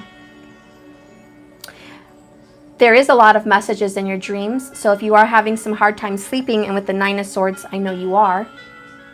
If you are having a hard time sleeping, then you need to find some kind of meditative remedy. And I stress, I want you to meditate, that you're going to have peace and sleep. Whether you download a Calm app, or you take out the TV in your room, or you force yourself to put your phone down, you know, when you go to sleep. Whatever you do, you have to have some kind of strength with the Emperor. You have to use your strength and intuition to force your body to change, because it is a burden. It's very hard to force yourself to get rid of a habit or something that's hurting you or causing you sleepless nights. Also a habit of worrying and anxiety, because the 9 of Swords is your anxiety and your worries. And you guys are really struggling with that, possibly mental affliction. And you have to change your sleep patterns to change your life here. Spirit, tell me about the feminine. Another 9. 9 of Pentacles. For the feminine, you are succeeding in taking out your karmic energies or your karmic foes. You're taking the energies out. You are succeeding and you're winning. You're beautiful. You're stable. You're grounded. You're handsome. You've got your shit together. You are on top of the world. You are being watched very closely by the dark energies, because they want to take you out, because you're so full of light. Golden child again here. So they're trying to ruin you, but you're getting help from the angels, and like I said, this fatherly energy on the other side. So they're not going to penetrate your wall. There's a wall around the garden of the 9 of Pentacles, and nothing's going to penetrate that wall. Oops, got one. So we have the 7 of Pentacles and the 5 of Swords.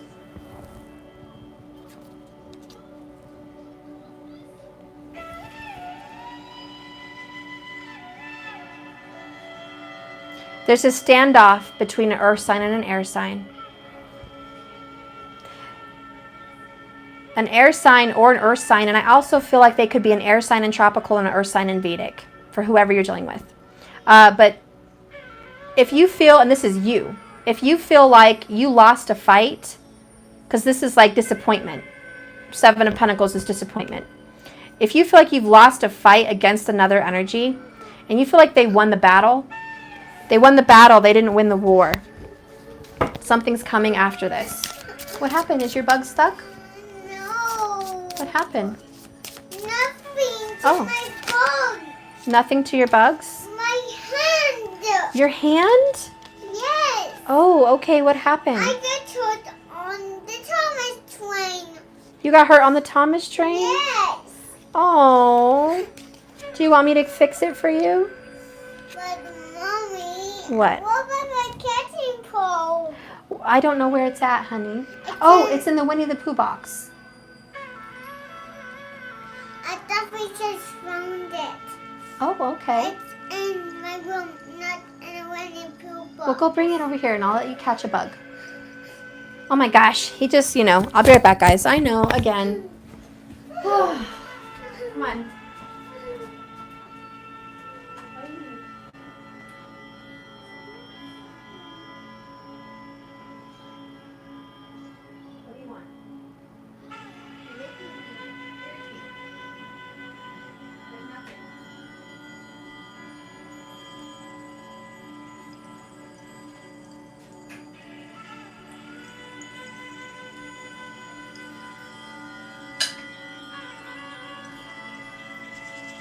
Okay.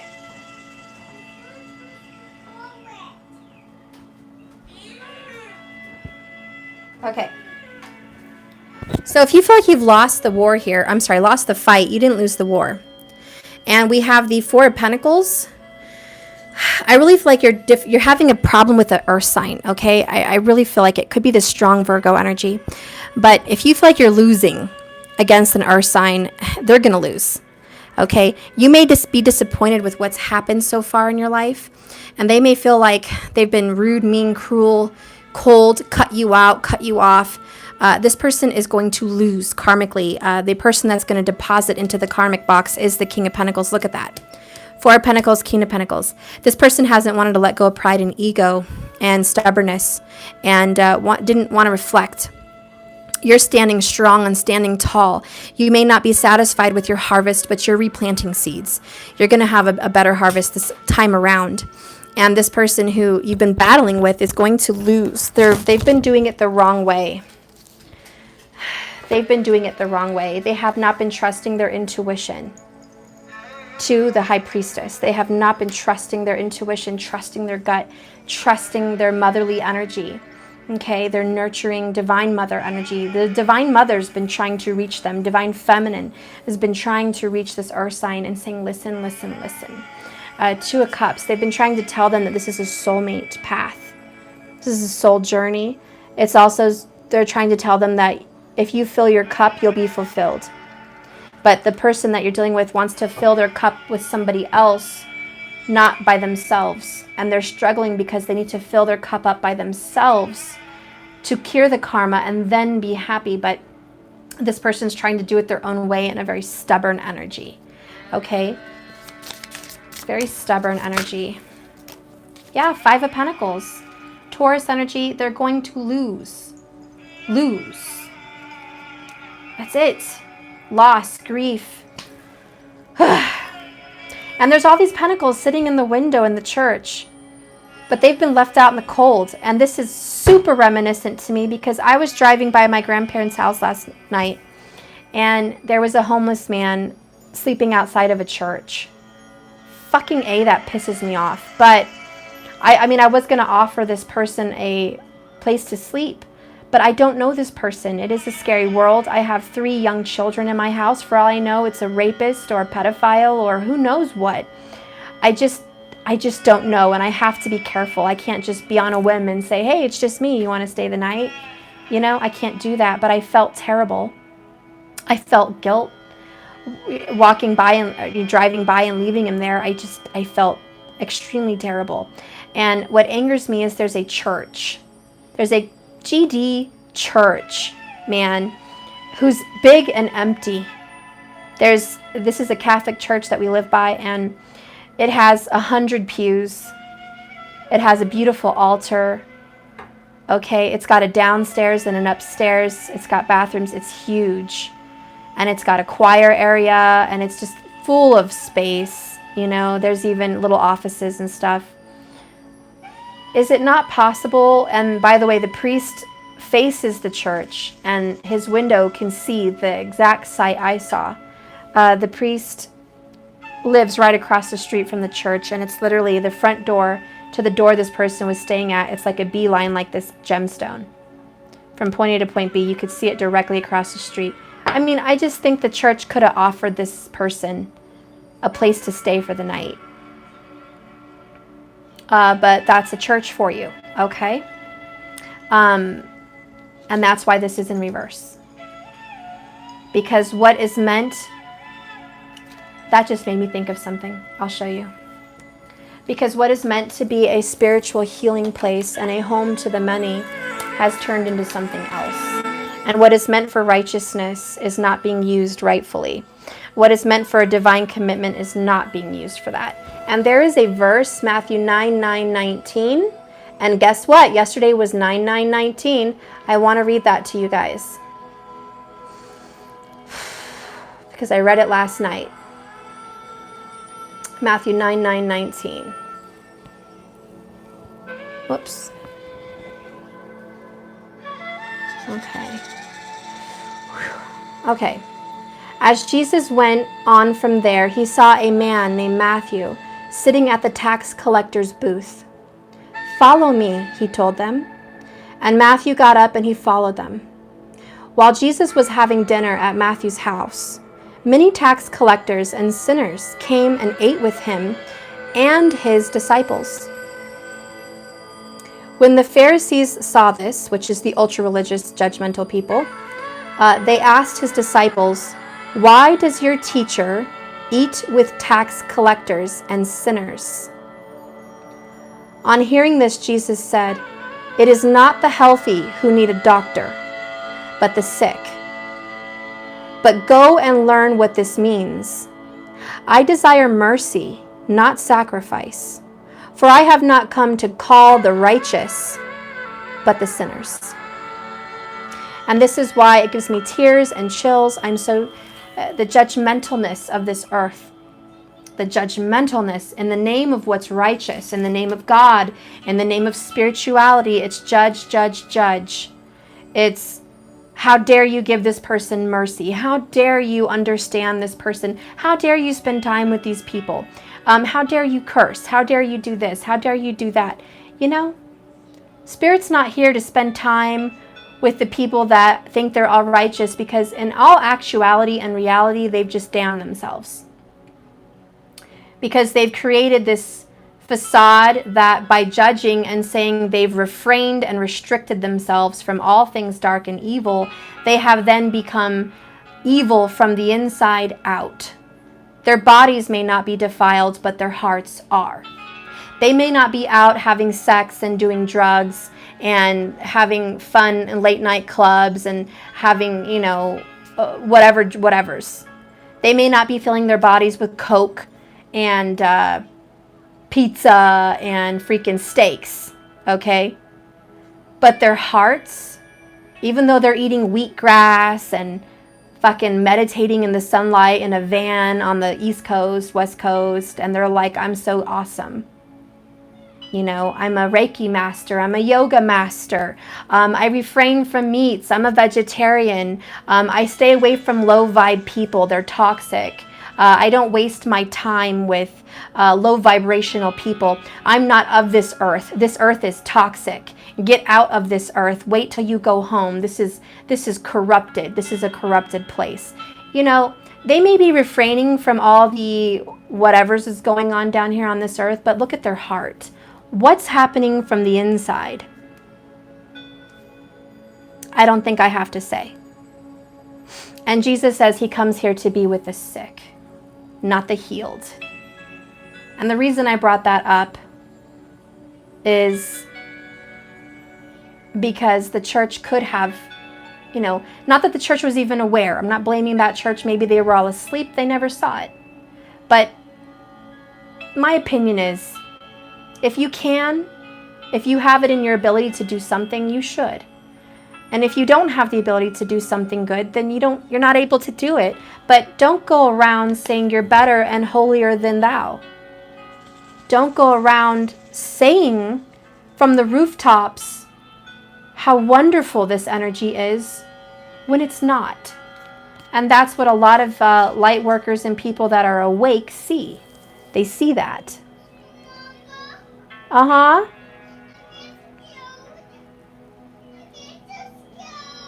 Okay.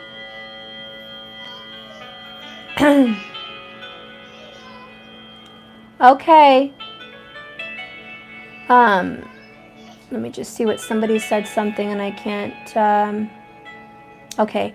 There was a big comment up there at the top and I can't read it. I'm sorry, I tried. I looked. But my purpose with that is that hypocrisy comes in all forms. It doesn't just happen in the Roman Catholic Church. It doesn't just happen in the Christian Church. It doesn't just happen in the Mormon Church. It doesn't just happen in the Muslim Church. It doesn't just happen in any church. It happens in all churches. And it doesn't just happen with spiritual people and non-spiritual people. It happens with everyone. Hang on, guys. Real quick. What happened? Did something bite you? No. What happened?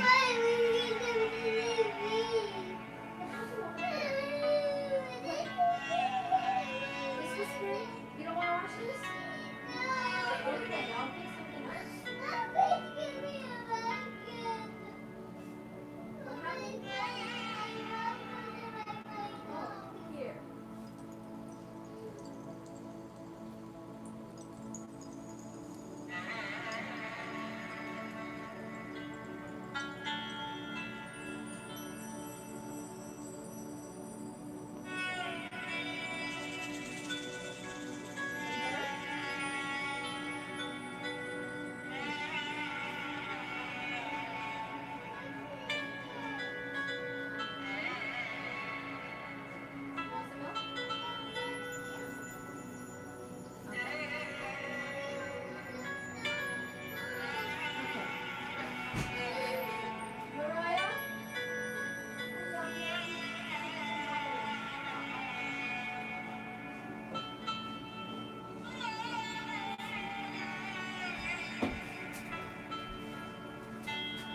Okay, guys.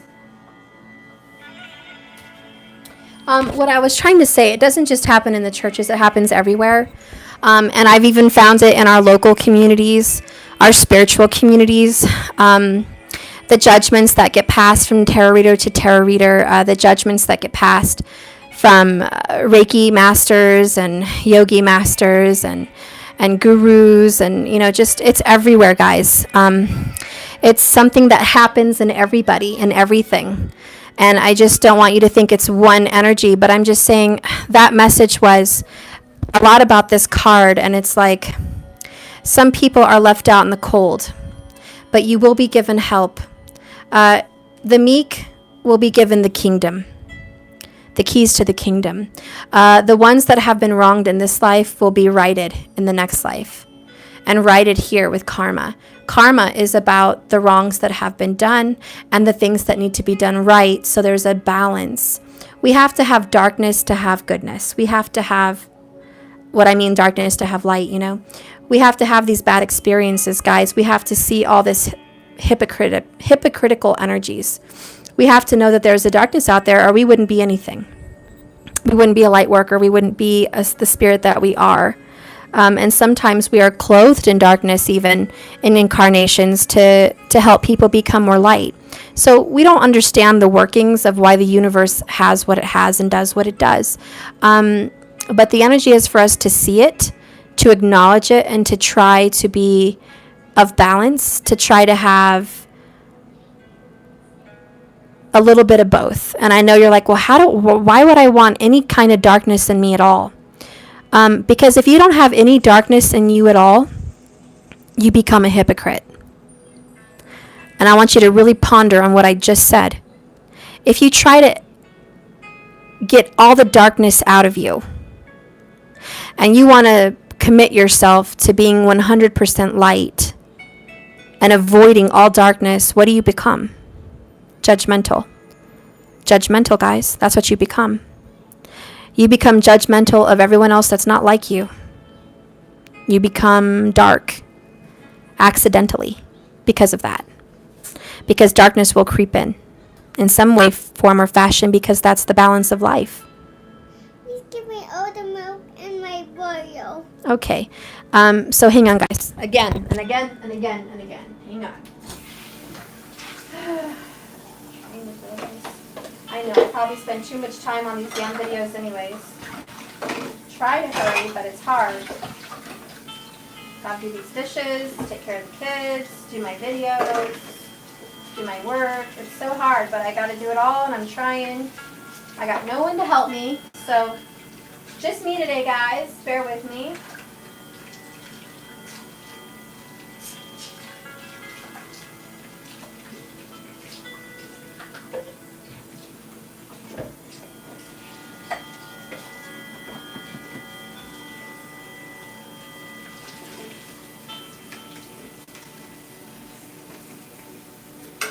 It's been a long video anyways, guys. I don't blame them. I don't blame Matthew for wanting his mommy. It's been a long video.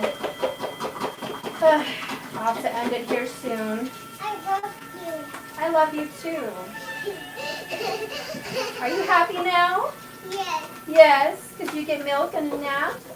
Yes. Yeah? It is what it is, guys. But when you're a mom, you gotta do what you gotta do. I gotta work, I gotta take care of the kids, and follow my purpose. So if you don't mind, I gotta do my purpose while I'm on the phone with you and mothering. That's part of life. If you want another reader that doesn't have dramas like this, I'm sorry. This probably isn't the channel right now for you. But I'm getting there. Okay. Here you go, sweetie. Okay. All right. So anyways, wow, 100, was it 300 people still here? I'm shocked. Thank you for hanging around with all my interruptions. Really appreciate it, guys. Back on track. As I was saying, if you try to avoid the darkness, you'll become dark by accident, because you start to be very judgmental and alienated from the balance of life. You'll be very unbalanced, and you cannot be all light. I don't know what path we get led down to teach us to be all light and expel all darkness, but that's not balanced, and I don't believe that that could be helpful or benefit in the long term. And as far as being dark, avoiding all light is the same exact equivalent. If you become completely dark and you get sucked into drugs and sex and addictions and evil, generally what happens is near the end of their life or towards the end of their good times, they generally tend to turn to God. They tend to seek out light. They tend to want to be a part of the light. They've avoided it for so long, they're drawn to it. They're attracted to innocent people. And you see a lot of energy vampires like that. All the people that want to be sucked into darkness generally are attracted to the light workers. Let me hold that up. Even the demons, the evils of this world, they're attracted to the light. Why aren't they just happy being in their darkness? Because that's not what they're attracted to. They need balance. They want to come over here and come after someone light. They're attracted to that, like moths to a flame. Okay? So the energy here and what Sagittarius and Raphael, Archangel, wants to tell us is balance. You can have a little darkness in your life and still be a good soul. You can have a past and a present and a future, and it's not all good. It makes you who you are. It seasons you. It gives you good balance. It nourishes you. I talked about the soil. It has to have some excrement in the soil to be fertile. You need to have some darkness in your life to be the soul you're meant to be. It's called balance. No one can avoid it completely. No one can avoid all bad things in darkness, and no one can be all light. That's crazy. It's crazy. Look at what happens to the pastor's kids. Bishop's kids, what do? They drink, they have sex, they go out and do things crazy because they've been restricted from all things dark. And the ones that were raised in a dark energy, in a dark home, abuse, hatred, alcoholism, smoking, cigarettes, what do those kids do? They don't stay dark. They go towards the light. They go seeking God, churches, religious people. They become healers. They become more religious than their parents ever were. Okay? Because you cannot restrict and restrain. There will always be balance. For every death, there is a life. For every darkness, there is a good. For every wrong, there is a right. That's karma. That's the karmic wheel. And that's what we're talking about today, this karmic wheel that is turning in your favor right now if you've done good, and turning not in your favor right now if you've done bad. That is the karmic wheel. And like I'm saying, for the energies that I'm reading today, there is this earth energy here and fire that is struggling to face the karmas they need to face, and the relationship that's trying to guide them on the right path, which is kind of like a carrot to the horse, leading them to the direction of healing. There's going to be a loss. I do feel it's a Saggy energy for sure, and a Virgo, but it could be anyone, guys. Capricorn as well. Tell me about this loss. What's going to be lost? What's going to be lost?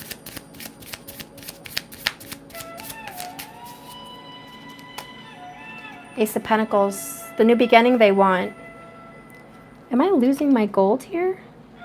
Somehow my gold got shipped off. That's so messed up. Okay. So someone here is going to lose the new beginning they were really hoping for. I'm sorry, earth sign. Okay? Or Saggy or fire sign, okay? Someone here in a masculine energy was really hoping for a fresh new start in a new relationship. They were seeking it. They wanted it. They denied the soulmate twin flame journey. They either cut cords or they wanted to detach. The loss is here. This is divorce. This is separation. This is being left out in the cold. This is being treated how you were treated. This is also the acknowledgement that what you really desire, you've been denying, which makes you suffer. And the denial of a spiritual path out of own stubbornness and a form of thinking that was controlling you. But I do see that there's going to be a loss, which will lead you to a new beginning, because you're going to have an awakening here with the Hanged Man. Underneath the Hanged Man is the Tower. Okay? So there is going to be an awakening. There is going to be a sudden detachment, a sudden release of karma. It's going to make someone, another 9, be very unhappy, lose their happiness. They had a lot of joy in this temptation. A lot of joy in what was going on. Emperor energy, a lot of joy. And now, whew, it's coming crashing down. Yeah, it's a Saggy, Knight of Wands. Coming crashing down. Quick.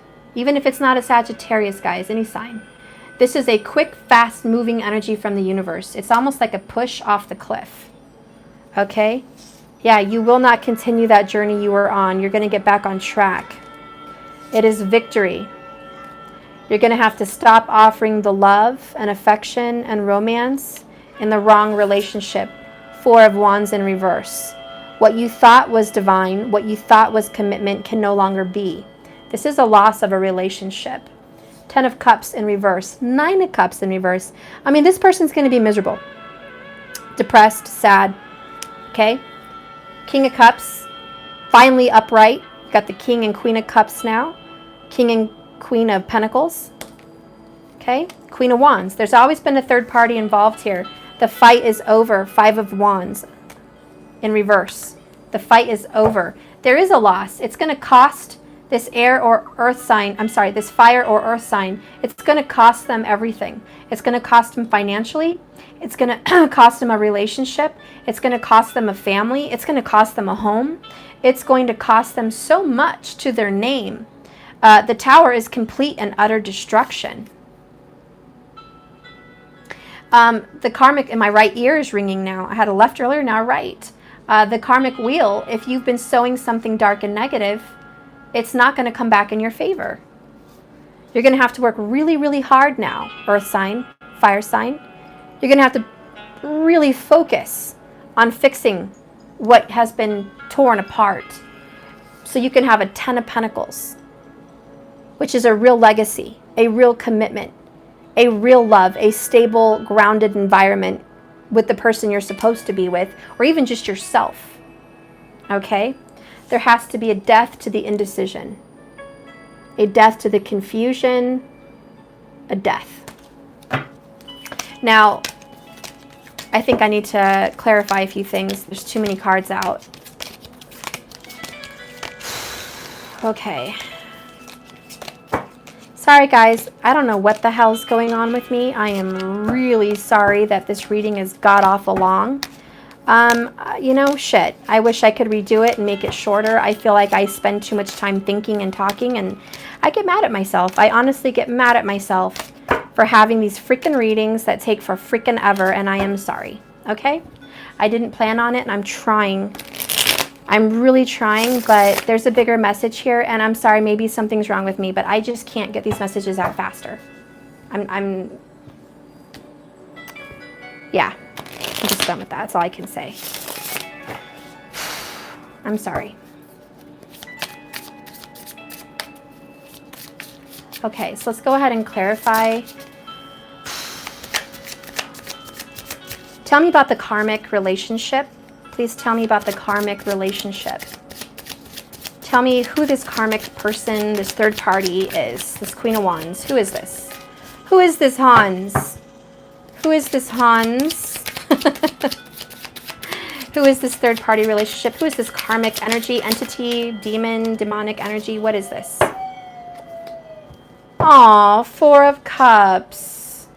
With an Eight of Cups in reverse. And a 10 of Swords. Handed 10 of Cups. Four of Swords at the bottom.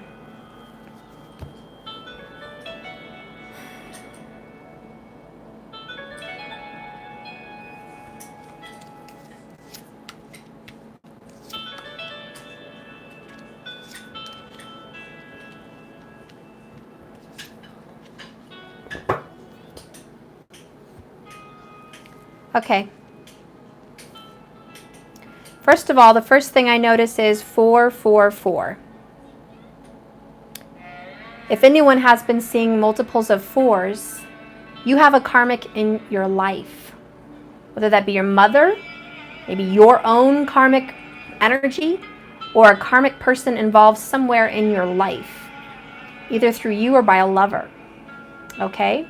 But there's karma somewhere. Everyone has it, but especially with the story that I'm reading for right now. And the story that I'm picking up on right now is the Eight of Cups is in reverse, telling me that this karmic energy did not want to walk away from this relationship. Four of Swords, very stubborn. They were thinking long and hard about walking away, but they just did not want to budge. Four of Cups, they'd rather sit in unhappiness and sit in despair and depression, sadness. In a relationship, a commitment, Four of Wands, they may live with someone or be literally married or just deeply committed, and they feel like they've already committed and they must stay there because they have high hopes for happiness. Their wish fulfillment is marriage, children, a home, and bliss, happiness. They really want that. They want the gold at the end of the rainbow. Who doesn't? They want that. However, what's getting between them, which is miserable, unhappiness, unable to leave, and then over here, happy, happy, wish fulfillment, what's in the way is right here. 10 of Swords, 7 of Cups in reverse. This is betrayal. Lying, cheating, stealing, backstabbing, heartbreak. Forms in all fashions of pain. Pain, pain, pain. But I do see the 10 and the 10. There is a new beginning. However, the 7 of Cups is a lack of options. The karmic energy that I'm picking up on does not have options. There's just, they don't, and the swords represent the brain and the mental capacity for this person. This person is so overwhelmed mentally by their hopes and illusions and dreams that they can't see a way out. They think that if they stay in whatever situation they're in, it will be fixed. It will be healed. Prayers will be answered. Wish fulfillment will be had. And they feel like they just don't have any other option. Who else am I going to go to for this Ten of Cups? There is a Libra involved, bottom of the deck, and another Virgo energy. This is a Page of Pentacles. Okay, this is an offer. Okay, there could be a Libra that made an offer, or they're a Libra that received an offer, or they're a Virgo that got an offer and received an offer, however this works for you. There's also a Cancer involved in this triangle, and an Aquarius. And what I'm seeing here is this person was made promises. This person was given an offer for a marriage and a family and a home, and they want to cash out on that offer. And they expect justice and fairness, and they expect balance for the reward for their commitment and them staying in a toxic situation. Someone feels like, I've stayed in a toxic situation, I deserve my reward. Now, a lot of you are saying, and I hear you now, well, I've been staying in this commitment and I expect reward. Am I the karmic? Listen, are you living with them, and do you have a ring on your finger? Do you have a promise from them? Are you guys in a commitment right now, every day talking and seeing each other and sleeping together? And are you in this, is what I'm saying, even if you're not sleeping with them? Are you in a commitment? Do you have a promise from this person, and they are communicating with you and telling you that this is your life, happiness, fulfillment, and marriage with this person? If you are not receiving those promises, if you are not receiving those kinds of energies, this is not you. Yes? I want you to find my macaroons. Macaroons. What's that? That's just so you can see in a chunk of animals and giraffes and hippos and alligators and lizards and friends. That's a macaroon that can see things. Binoculars? Yes. We don't have any. Macaroons. Okay, macaroons are apparently binoculars. I'll be right back, guys. Macaroons. Macaroons. Binoculars, of course. Why didn't I know? Macaroons. Macaroons. Where are you, macaroons? Mariah, you don't want binoculars. See, they were still on the couch. I need you to help me look for binoculars, or we can send it to me. Okay? Okay. Anyways, karmic justice. What's going to happen in this karmic relationship? What's going to happen in this karmic relationship?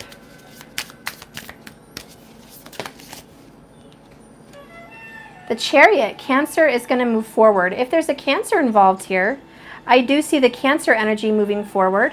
Now I feel like there's a water sign that's been very sad in this karmic relationship.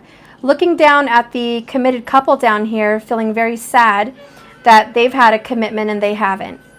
There could also be some jealousy here because there's a water sign that was receiving passionate sexual energy, even commitment, family ties, blood ties in some way, and this other person is not. So this person is looking down very sad at this energy, even almost jealous, okay, almost just, I deserve what they have, I deserve this kind of energy. And I feel like, what is this defeat? This defeated energy here, this Ten of Swords. It's almost like the story's turning around here. Page of Swords. There was communication or phone call or information given to someone that crushed their dream.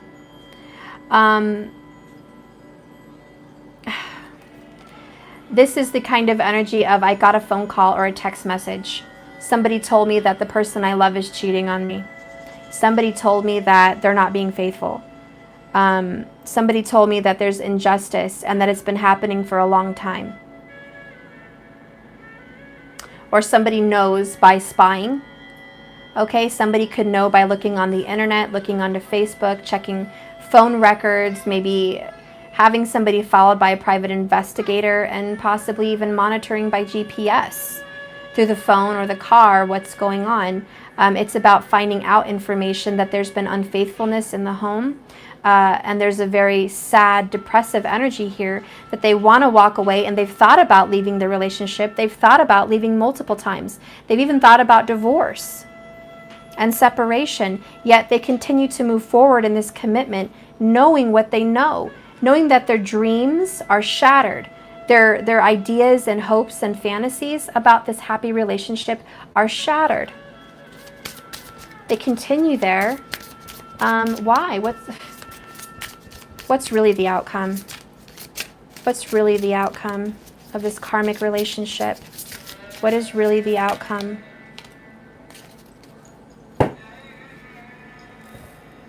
So in reverse, we have the Knight of Pentacles, which again, this earth energy that I feel the karmic person is dealing with is not going to get the offer. The earth energy is not going to have the ring, not going to have the commitment, the dream they wanted, okay, the legacy, the physical reality. The happy family and love at this point is just a cup. It's an emotion, it's a fantasy, it's an idea, it's a feeling. But they're not going to fulfill it. It's a promise that will never get fulfilled. It's injustice. It is, you can stay wherever you would like to stay, but you're not going to have what you think you're going to have, because that's in reverse. And then you got the Ace of Wands in reverse. For people in the karmic relationship, this is going to be a loveless, sexless marriage or commitment. It's not with a ring. It's going to be a relationship that does not have passion. It does not have drive. It does not have the energy to keep going forward. It's a lack of a new beginning. It's staying stuck in old energy without reinvigorated energy. My nose is so good. I put the plug in my nose, and now my nose smells so good. That's good. Can you not put anything in your nose, though? Well, I just put the plug in my nose. The plug? Yes, it makes me so feel wild. Okay, that's good. Thank you. The plug is stuck in me. And What's going to happen with the person on the other side? What's going to happen with the person on the other side? Ooh, shiznit. We got Queen of Wands, Queen of Cups. We got a Page of Pentacles. Ooh, and an Ace of Swords. Oh my gosh. We have the Judgment card and we have the World card. So what's going to happen with the person outside of this? The third party not in the karmic relationship. Bottom of the deck is the Sun. This person over here is going to probably have a face-off with the water energy and the fire energy. It's like temperance energy. You guys know water and fire is temperance energy. And then you have the Judgment card here, which is blowing the horn, Archangel Gabriel, and awakening and bringing something back up to the surface. This is bringing back to life what was dead. Now, the way I see it, there's a Queen of Wands looking at the Queen of Cups. Two female energies. One has turned their back on the other, and the other's watching that person intuitively. Could be through tarot. Could be through magic, could be through, I just personally think it's intuition. And this person is just hurt and done with the energy, just kind of calling it quits on the whole thing. And if it's not two people, it's an energy of desire and passion, romance, love, and intuition. And this is what comes to life again. It's like someone starts following their heart, following their feelings. And then you have this this Page of Pentacles giving an offer. Okay, it's a small offer. It's a physical offer. It's justice, though. The earth sign that you guys have been struggling with this entire reading, Jesus, the most longest reading of all time, that person that's been non-reflective and struggling with karma sees the truth. Maybe even the truth between two people. Okay? Doesn't matter what signs, but between a Queen of Wands and a Queen of Cups, somebody sees the truth. Message of God. Message of an angel. Divine archangel message.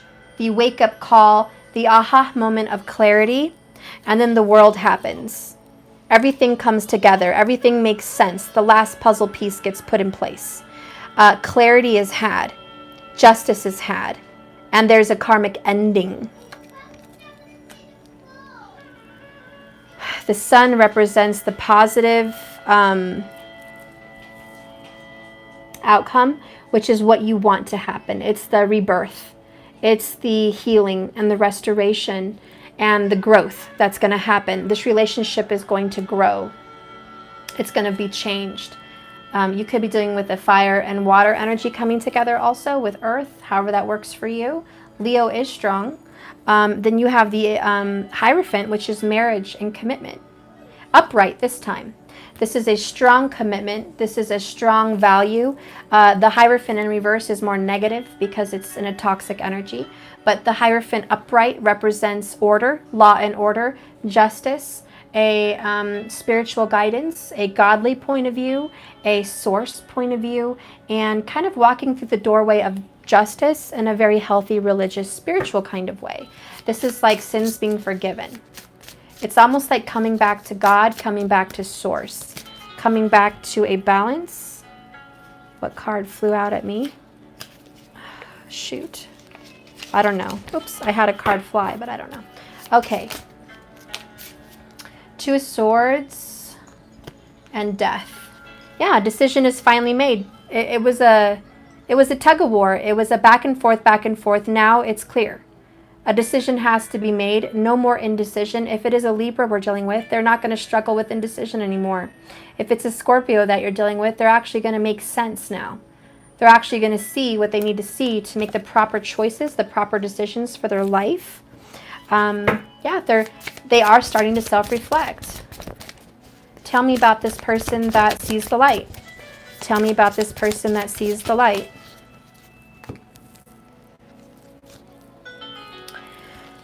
Saggy energy again. Knight of Wands, moving fast and forward towards desires. Five of Wands, strife, stress, opposition, fighting, oppression.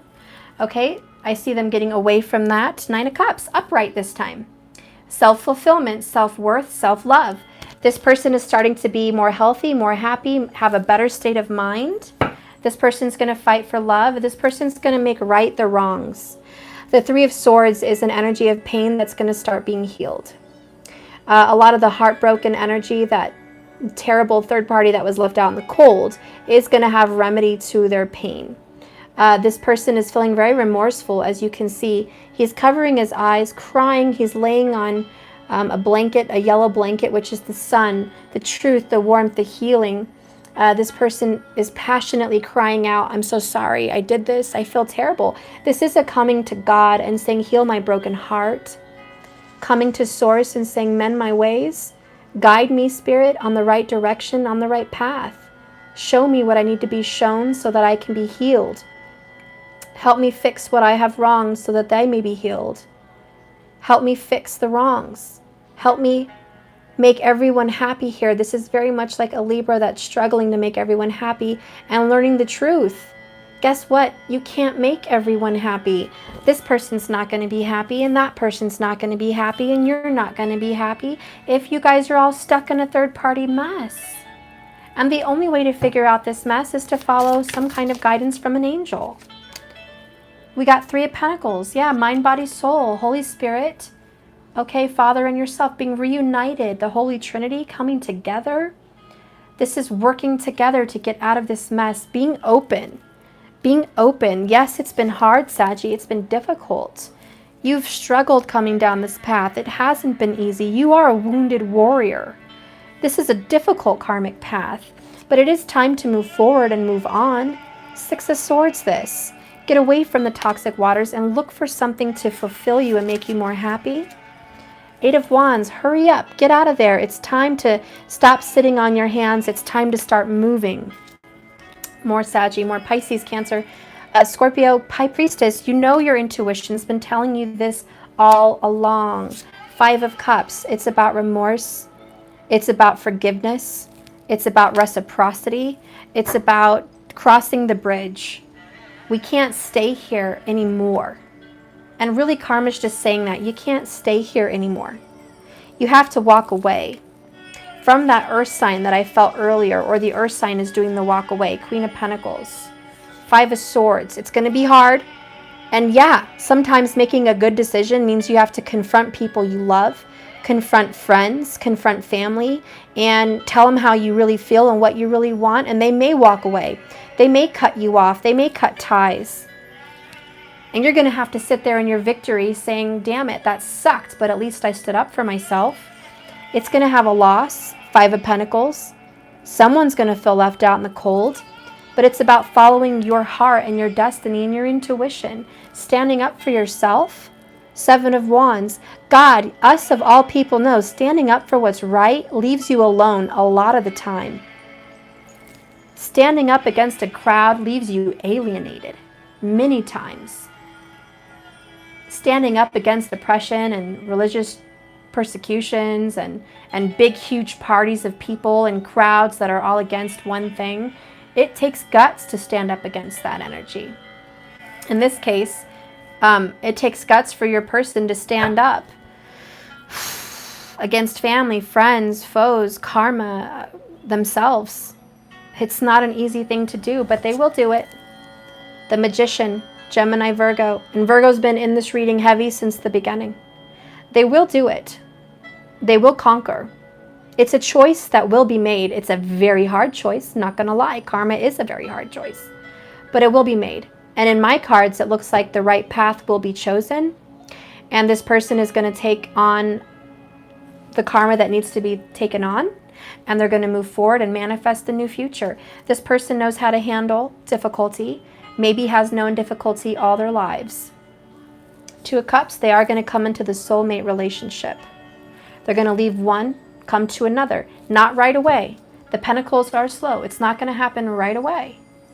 This is a healing over time.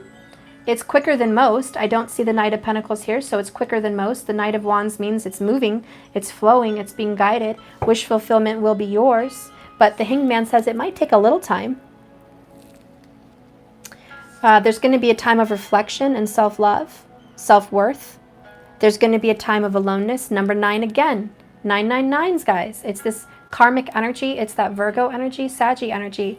There will be legacy and commitment in the end. There will be. Okay? You don't see it coming, 7 of Swords. You just don't, you know. It feels more like someone's escaping. And to tell you the truth, and if there's a Libra involved, someone here feels you're getting away with it. It's not fair. How could you escape like this? But how could you walk away? You know, the karmic me saying, how could you leave us like this? It's what must be done. Sometimes a hard choice hurts. But this person's trying to leave with the skin on their teeth. Trying to leave with what little they have. Trying to escape a situation that was toxic, tumultuous, karmic, painful, warlike. It's someone trying to get out of there without damaging the world around them. Someone trying to get away without any more damage than what needs to be done. This person has a sad face. He feels like I've put a lot of work and dedication into this, and now I have to fight to get out. He's carrying 5 swords and leaving 2 behind, which means he's left the decision. He made the choice. He made that 2 of Swords decision. And he's picking up his 5 of Swords like we saw over here. Choosing to fight for the right choice and move on. Yeah, it's going to leave people hurt. But deep down, this person, Virgo energy, knows what's right. Following the intuition. Trusting source. Following his guidance. Following his intuition. From the very beginning, even if we're not dealing with a Virgo, the person I was discussing from the beginning of this long-ass freaking reading was this person going within and finding the truth. And they're finally doing it, okay? Because they weren't, but they are. And this is coming into fruition. Ace of Cups. True love, enlightenment, Look at that. The hand of God, communion. This person's finally made peace with God. Finally made peace with karma. Finally made peace with the past. Finally made peace with the soulmate. This is peace. Sometimes, and in my reading yesterday, it was about fighting for peace. Sometimes you have to fight for peace. Sometimes you have to face these opposition, I'm sorry, I can't talk, these people of opposition to get to the end of the rainbow, to get to the other side, and damn it, that sucks, but it's true. Hierophant, finally, with the lovers. I'm sorry, the Emperor, not the Hierophant. They look a lot alike in this deck. Whew. So finally the Emperor makes it to the end. Father energy again. He's been guided, he's stable, he's grounded. Finally the twins will have some stability. Finally the twins will have commitment. Finally the twins and soulmates will have peace and a firm foundation of balance. This is a long journey. It's a long journey, guys. It's been a long road. I don't even have a timing on this, but I will tell you, because there's so much information here. The only way out of this karma and the only way out to this stability is self-reflection. And it's really going to be up to you and your person on how that plays out. The self-reflection ultimately will be had.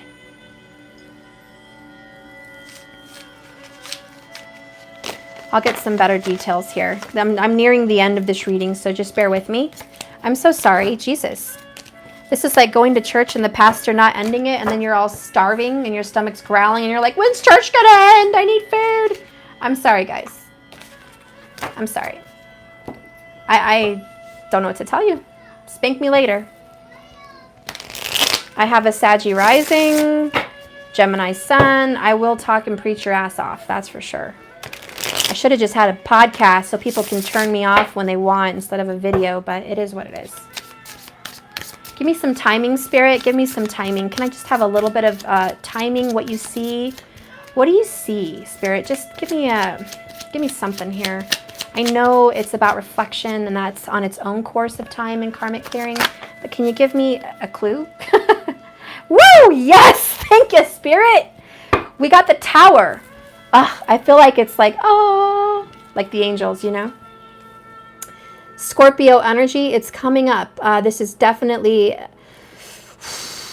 November time frame here for tropical, and late November, December for Vedic. But this is definitely the timing, okay? And it is going to happen quickly. Obviously, within a couple months, this is going to start happening, okay? And I can tell you one thing, it's a shock out of hell. I'll tell you what, boy. I'll tell you what. This lightning is going to strike down and go, what happened? Oh my gosh. And the energy is, I am so shocked. I thought my tower was awesome, indestructible, and then it falls apart. All right? Whatever little happy world is being portrayed right now, prepare. Oh, shiznit. Oh my gosh. Now I just had, oh, my head. Lord Jesus, why? Okay. 2020. It's coming up. Jupiter's moving from Scorpio to Sagittarius. Oh my God. Saturn's there. Ketu's there. Oh my God. Okay. This is Vedic astrology, okay? I'm literally rubbing my head because it's too much. It's just too much for me to even freaking mess with. But I'm going to tell you this. Be prepared for losses. Now Saturn is karma. It is karma. It is the obstacles. Yeah, my head is pounding, guys. This is a huge download, and I'm just trying to think of a human way to get it out of me.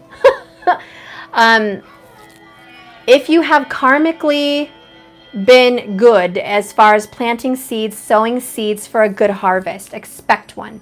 Expect a good harvest in 2020. Please.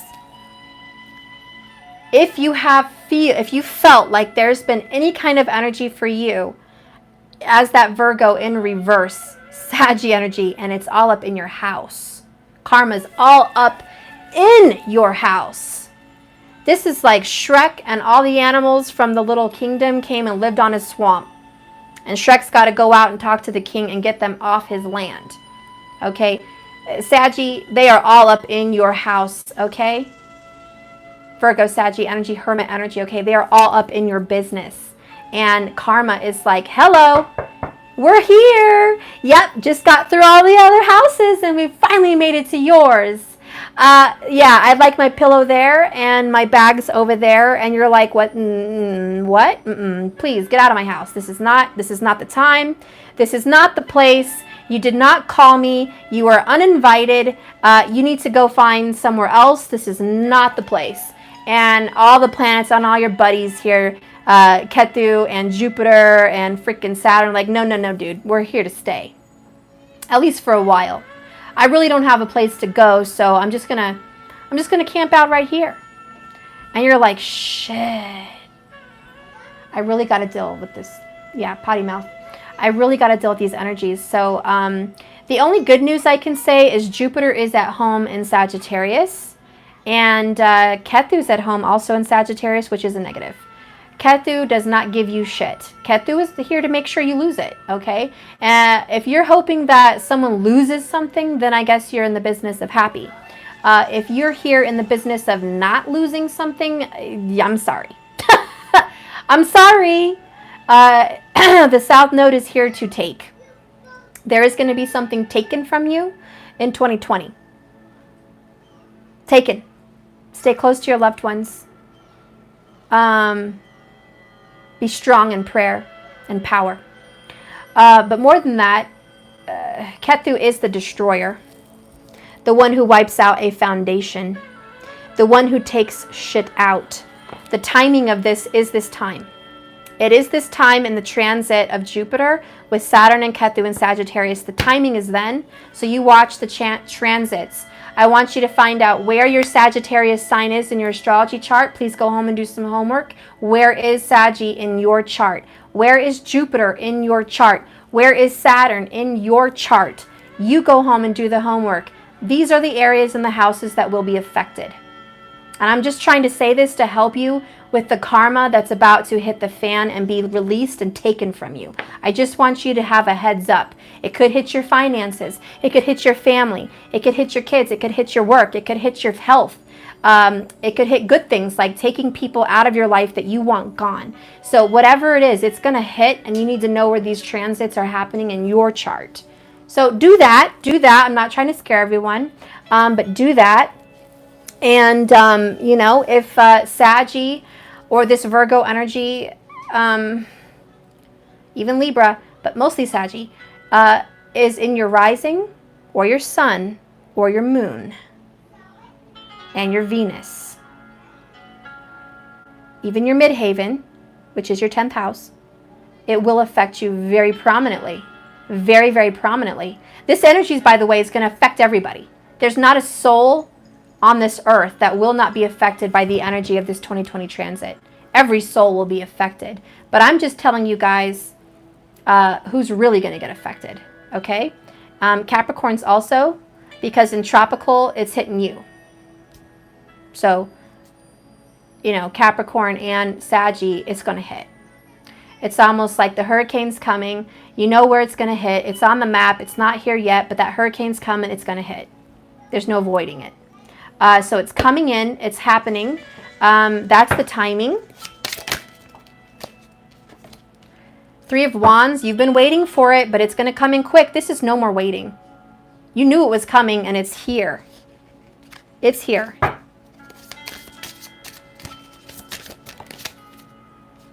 Nine of Pentacles. This is going to affect money for a lot of people and stability. Hanged Man.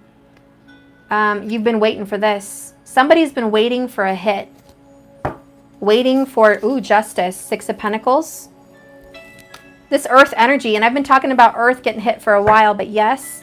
And then we have the 10 of Wands. Putting shit down. Oh, I told you Justice. Justice, karmic payment is here. The debt is due. We've got the Empress here. Divine Feminine energy. Holy Mother energy. Okay. This is standing up for what's yours, growing a situation. You've been waiting for this, guys. This is coming. It's going to happen. There is going to be growth with every destruction, with every death, with every foundation being ripped out under you. There's going to be new growth. There's going to be a new beginning. What's coming from this karma? Someone's going to let go of karmic debt. That's just 100. Strength in reverse. This is putting down the pride mask. This is humble. Someone will be humbled from this transit. Someone's going to be humbled from the transit. Someone's going to have to put down the pride. 6 of Swords. They're unable to escape karma. 6 of Swords is unable to move on. This is something someone's going to have to face. There's no way around it. It involves a Queen of Pentacles. Told you, the Earth. Earth all over this place. 9 of Swords. Okay, this is like Mars in Virgo and Gemini just wreaking havoc. This is stress. You knew it was coming, though. I mean, I really don't think this is a shocking surprise. I think it's going to be shocking how it hits. It's going to affect finances. It's going to affect stability. It's going to affect previous commitments. It's just karma. And it involves twin flame soulmate energies. Okay? Intuition, High Priestess, you knew it was coming. You knew that you knew that you knew. Whoever this is, you just know it, man. And you almost even know what it's going to be, don't you? A lot of you guys know what this is going to be. You know what it is. I don't. I'm just reading the energies. You know what it's going to be. Exactly. And 5 of Cups. Someone's going to be brokenhearted. Someone's going to be just brokenhearted. This is 7 of Wands. Defensive as all heck. Forced to offer a pentacle. Forced to offer a pentacle. Forced to give reciprocity and restitution. Some people will be locked up behind bars and have to give restitution. The judgment is final. The tower is coming. It's going to come. It's going to come. And it's going to hit. This person's getting put away. Someone else is going to be financially restrained because they are paying child support or they are paying court dues, restitutions. I don't know. Maybe the government found them out that they need to pay taxes. Something's going to happen. Payment is due for the government systems. These are pedophiles. These are sickos. These are terrible people that are in the government system. Boom, they're going to have to pay karma. You're going to see a lot of these politicians getting locked up and brought up for their injustices that they have caused. This is karmic lockdown. This is like a serious a bucking of the system, bucking of the government system. Ketu's going to be there working kind of against Jupiter, saying, and Jupiter is the law. Jupiter is the justice kind of system. Jupiter is law and order. It's father energy. It's like you have to respect this energy. It's a lot like the Hierophant. It's very difficult lessons to be learned, responsibilities that have to be had. It's huge life lessons. And so since Jupiter's in the house of Sagittarius, Jupiter's going to be more going to get what they want, okay? Because that's Jupiter's house. And out of the North Node and the South Node, guys, Ketu and Rahu, the only planet they can't really jack with, the only planet they can't overshadow is Jupiter. They can overshadow Saturn and Mercury and Venus and Mars and all that. They can even do it to the sun. But the one planet they really can't affect to that amount of effectiveness is Jupiter. So you have to see how strong is Jupiter in your chart. The strength of the planet is shown by the numbers. Shoot, and the freaking camera's stuck. I'm going to have to end this reading and then start the oracle at the end, which is fine because this is a long-ass reading. It's like 3 hours shit. But Jupiter is going to ultimately get what they want because I think that it's been the strongest planet. And the strength that you can find in the planet is by the numbers. So if you look at your planets in your chart and it says, say, Jupiter is in 1.0 degrees, okay? Double dot 00. It's very strong, very strong. And if Jupiter is in 22 degrees in the house of whatever, it's weak. Jupiter does not have a lot of strength. The higher the number of your planet, the less strength that it has. So you want to see how strong your Jupiter is and what Jupiter is doing for you in your chart. What is Jupiter's purpose? Jupiter's purpose is where Sagittarius is and where Pisces is. Jupiter wants to succeed in this life in those two signs. So find out where your Saggy and Pisces are. What's Jupiter's purpose? What does Jupiter want? That's how it's going to tell you what Jupiter wants. anyways, I'm going to have to jump in on the next reading and give you the results of what's, I just wanted, I don't know, you know, that's what's going on. Man, I owe child support. I'm trying to raise my 3-year-old son. Oh boy. Logan, was that, oh my gosh. What's the best Vedic chart to Google? You know, it's Vaults of the Heavens. Look up Vedic Astrology Lahiri, North chart only. Okay? You're going to, yeah, this is, I'm just trying to help people prepare for a storm, guys. And I'm not saying it's going to hit you hard. There are some places it won't even hit. But there are some places that it will. But you should know those things. So if Jupiter's in Sag, we're screwed or no? No, Jupiter's happy in Sag. That's his home. Jupiter's happy in Sagittarius or Pisces. Now, tropical astrology doesn't believe that Jupiter rules those houses, but it does. And Vedic astrology says it does. Okay? So that's where Jupiter rules. All right? And he's very happy in Sagittarius. That's his house. That's like coming home to your pad. Like, this is my joint, you know? All you guys are visitors, okay? This is my joint. But Ketu's also like, yo, this is my joint. I co-rule this place. I half own this. So it's like having 2 investors, but Jupiter's like, okay, I'm the more Leo investor than you. You will not overpower me. And Ketu's like, whatever. You know, Ketu just doesn't care. Ketu's like, whatever. I'm here in the business of losing everything I've already done. I've already been there, done this, and I just don't care. So, you know, it's more of just, I'm done. I'm just done. So Ketu is strong and tries to overshadow planets. But with Jupiter there, I don't think he's going to be as powerful. Okay, I really don't. I really don't. But Jupiter still wants to learn a lesson, and even though Ketu is sitting there in his house and he kind of is a little bit of an unwelcomed guest, he still knows that Ketu kind of owns the place as well. So Jupiter's not going to completely go against what Ketu wants. Jupiter's going to kind of try to get along with Ketu and say, fine, let's come to a compromise. Okay, so that's kind of going to happen. You guys are going to see that there's going to be a gift. Jupiter always leaves a gift, so that's good. Ketu doesn't. Ketu takes. Jupiter leaves one. So that's good. I still know you're going to get a gift. But then you also have Saturn there, who's karma, who's like, hey guys, yeah, I am here to visit you. I'm coming to town. I'm not going anywhere. I'm the longest planet. It takes the longest orbit. I'm not leaving anytime soon. I am here to make sure that karma is repaid. It's kind of like you have a business and the tax investigator comes to investigate that everything you've done in your business is correct on the books. And Saturn's going to sit there and go through your files and go through your computer and audit you. Okay.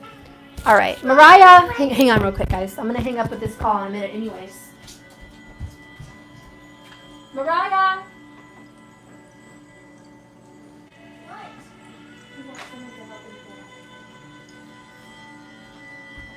So, yeah, Saturn's just there to kind of audit the situation and see what needs to be dealt with. When Saturn does audit, you know what I mean? I'm sorry, I got distracted. Somebody said mom is calling, and I'm like, my mom's not calling. What the hell? What's going on? Okay, I'm sorry, I don't know. That distracted me. What was I saying? Okay, whenever he's here to audit the situation, he's going to be going into the computer. And you see how I stopped thinking my mom was calling? That's kind of funny because that's like Saturn coming home. It's like mom's calling. Oh, shit, you know what I mean?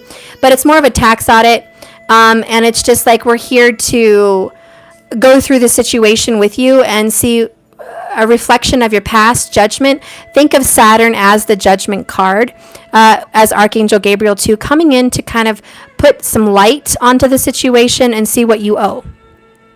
For a lot of you, this is the court literally, you know, going to see what you owe and you're going to pay.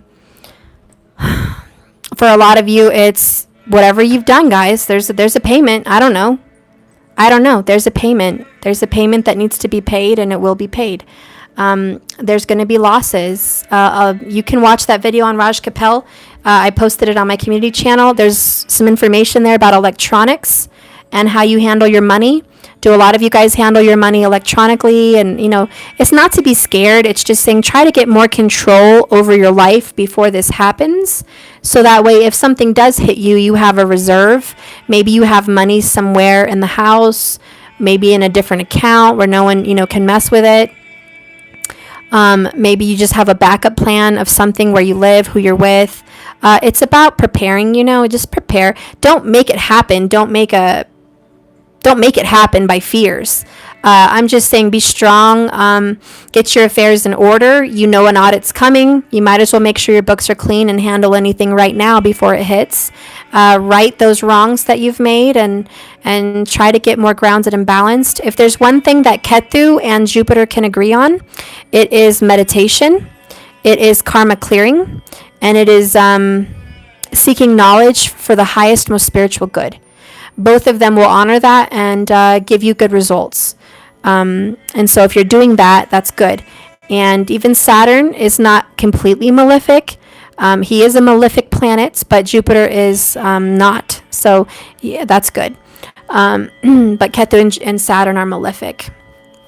But Saturn is here to just see how hard you worked at something, and he's either going to give you an A+ or he's going to give you an F, He's not here to discuss why and what you can do better. He's just going to grade your work and say it is what it is. So this is right now studying for the test, dealing with what you need to deal with, preparing, and know that it's happening. Know that it's happening. And if your person is going to be going through this, well, he or she is probably less prepared than you. But like I said, the angels are trying to prepare you for this shift. And in your dreams, they're trying to give you tools to use so you can utilize them on your clearing. The dark entities and dark energies in your life are trying to stop you from doing that. They are trying to hinder you from being successful on your karmic clearing.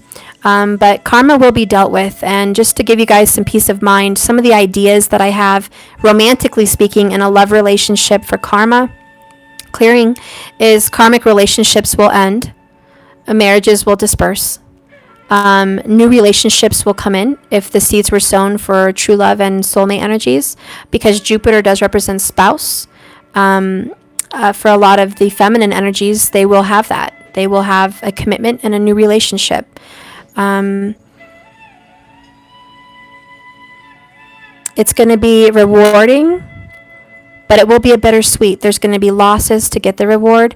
It's like if you've wanted your person for a long time to be with you and then they are with you, maybe they have a chip on their shoulder, or maybe they're sad and remorseful because they left something behind. So it's kind of like you get that person, but you get them in a way that you didn't want to get them. You get them in a way where they're still hurting and healing, and they're not so joyful in the situation, or you get your person back in your life and you guys are in communication, but they're depressed and upset because their other situation ended and now they're not themselves, but you're still talking to them, you're still seeing them, and they're coming to you for help and guidance and love, but it's just different. So sometimes it can come in the form of a bittersweet, you know what I mean? So in some cases,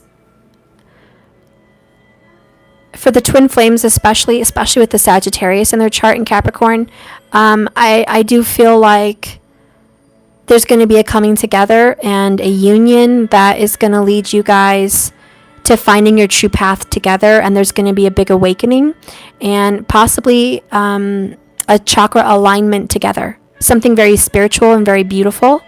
And it's better than romantic. It's better than commitment. It's a union of souls that need to come together. And so I do see that also. So, this is the longest freaking video of my life. I have to go, guys. There's just so much to say about this. This is something I have a passion for, something I've spent years studying. So I didn't mean to, but when, you get into a karmic reading, karmic clearing, there's a lot. It's not just something I can crap out on camera in 30 minutes. This is your life. This is your legacy. This is your children, your marriage, your relationships, your job, your money, your stability, your abundance. This is your soul. I can't just come out here and crap out a reading. I'm sorry, guys. I can't. I have to make sure it's legit. I have to make sure what I'm saying is making sense. I have to make sure that it's true. I have to verify with cards. I have to freaking do a lot of crap. I can't just crap it out like that. Maybe some people can, guys, but I'm just not one of them. Okay, so Anyways, I'm going to tend to the kiddos. I'm going to get to another video. This reading did not go the way I wanted it to go, which, is classic spirit messing with me. I honestly, to be honest, intended to do 2 spreads and pull maybe 3 oracles. Okay? And somehow it just found me going on and on and on and on and on. And it's just whatever happened was shit. It just happened. But that was my intentions. Okay? My intentions was maybe 60 minutes, maybe an hour and a half at the most. But this is insane. Whatever happened. Spirit wanted it to come out. I hope you guys have some reassurance. I feel like it's not very clear. I feel like the message is not leaving you with answers. I don't know. I feel it's not over. And Spirit's telling me, Stephanie, it's not over. That's not the end of the message. This is a big part of it. It is the foundation of the message. But there's another part. There's more to this. And I am going to do a part 2. I'm going to get back in here. I just need a break. I need to get something to eat and drink and take care of the kids. And I will do a part 2. But I hope you guys had a good enough foundation for what's happening with this karmic clearing. And there's a lot of shifting going on. The timing is very soon. It is certainly happening before January and after October. Okay, if that can give you any kind of circular around time for you, this is what's going to be happening. And I told you the signs that it involved, but it could involve any of the other signs, but that's what I picked up on. And more importantly than anything, if you're doing the right thing and you're balanced, then I don't see how you're going to receive a bad justice. I don't see how you're going to receive bad karma. Whatever must be will be. It's justice. Mama, Yeah. says goodbye like this. Goodbye. So yes, I'm saying goodbye. I love you guys. And I'll be back. Say my mama will be back when we're done. Bye-bye. Bye-bye. Okay, I love you guys. Have a blessed day. I'll catch you later on part 2. I hope you guys listen to it. But this is it. This is it. Mama needs a break. This is a huge message. Oh, you know why? And Spirit just gave me a message. Stephanie, do you know why it's a big message? Because you're talking about Jupiter. The biggest planet in the solar system with the biggest, most deepest messages and Saggy energy. And guess what? I'm a Saggy rising. No wonder it's a big message. Okay, I'll be back, guys. Part 2. I love you. Stay strong, and I hope I see you then. If you don't want to hang in there for the whole reading, I suggest you put this on at night with some headphones and just don't look at the camera. Just listen. Just listen. Like a podcast. My suggestions. Maybe even part 2. Just listen. You don't have to watch everything. I love you guys. Just keep swimming. Bye-bye.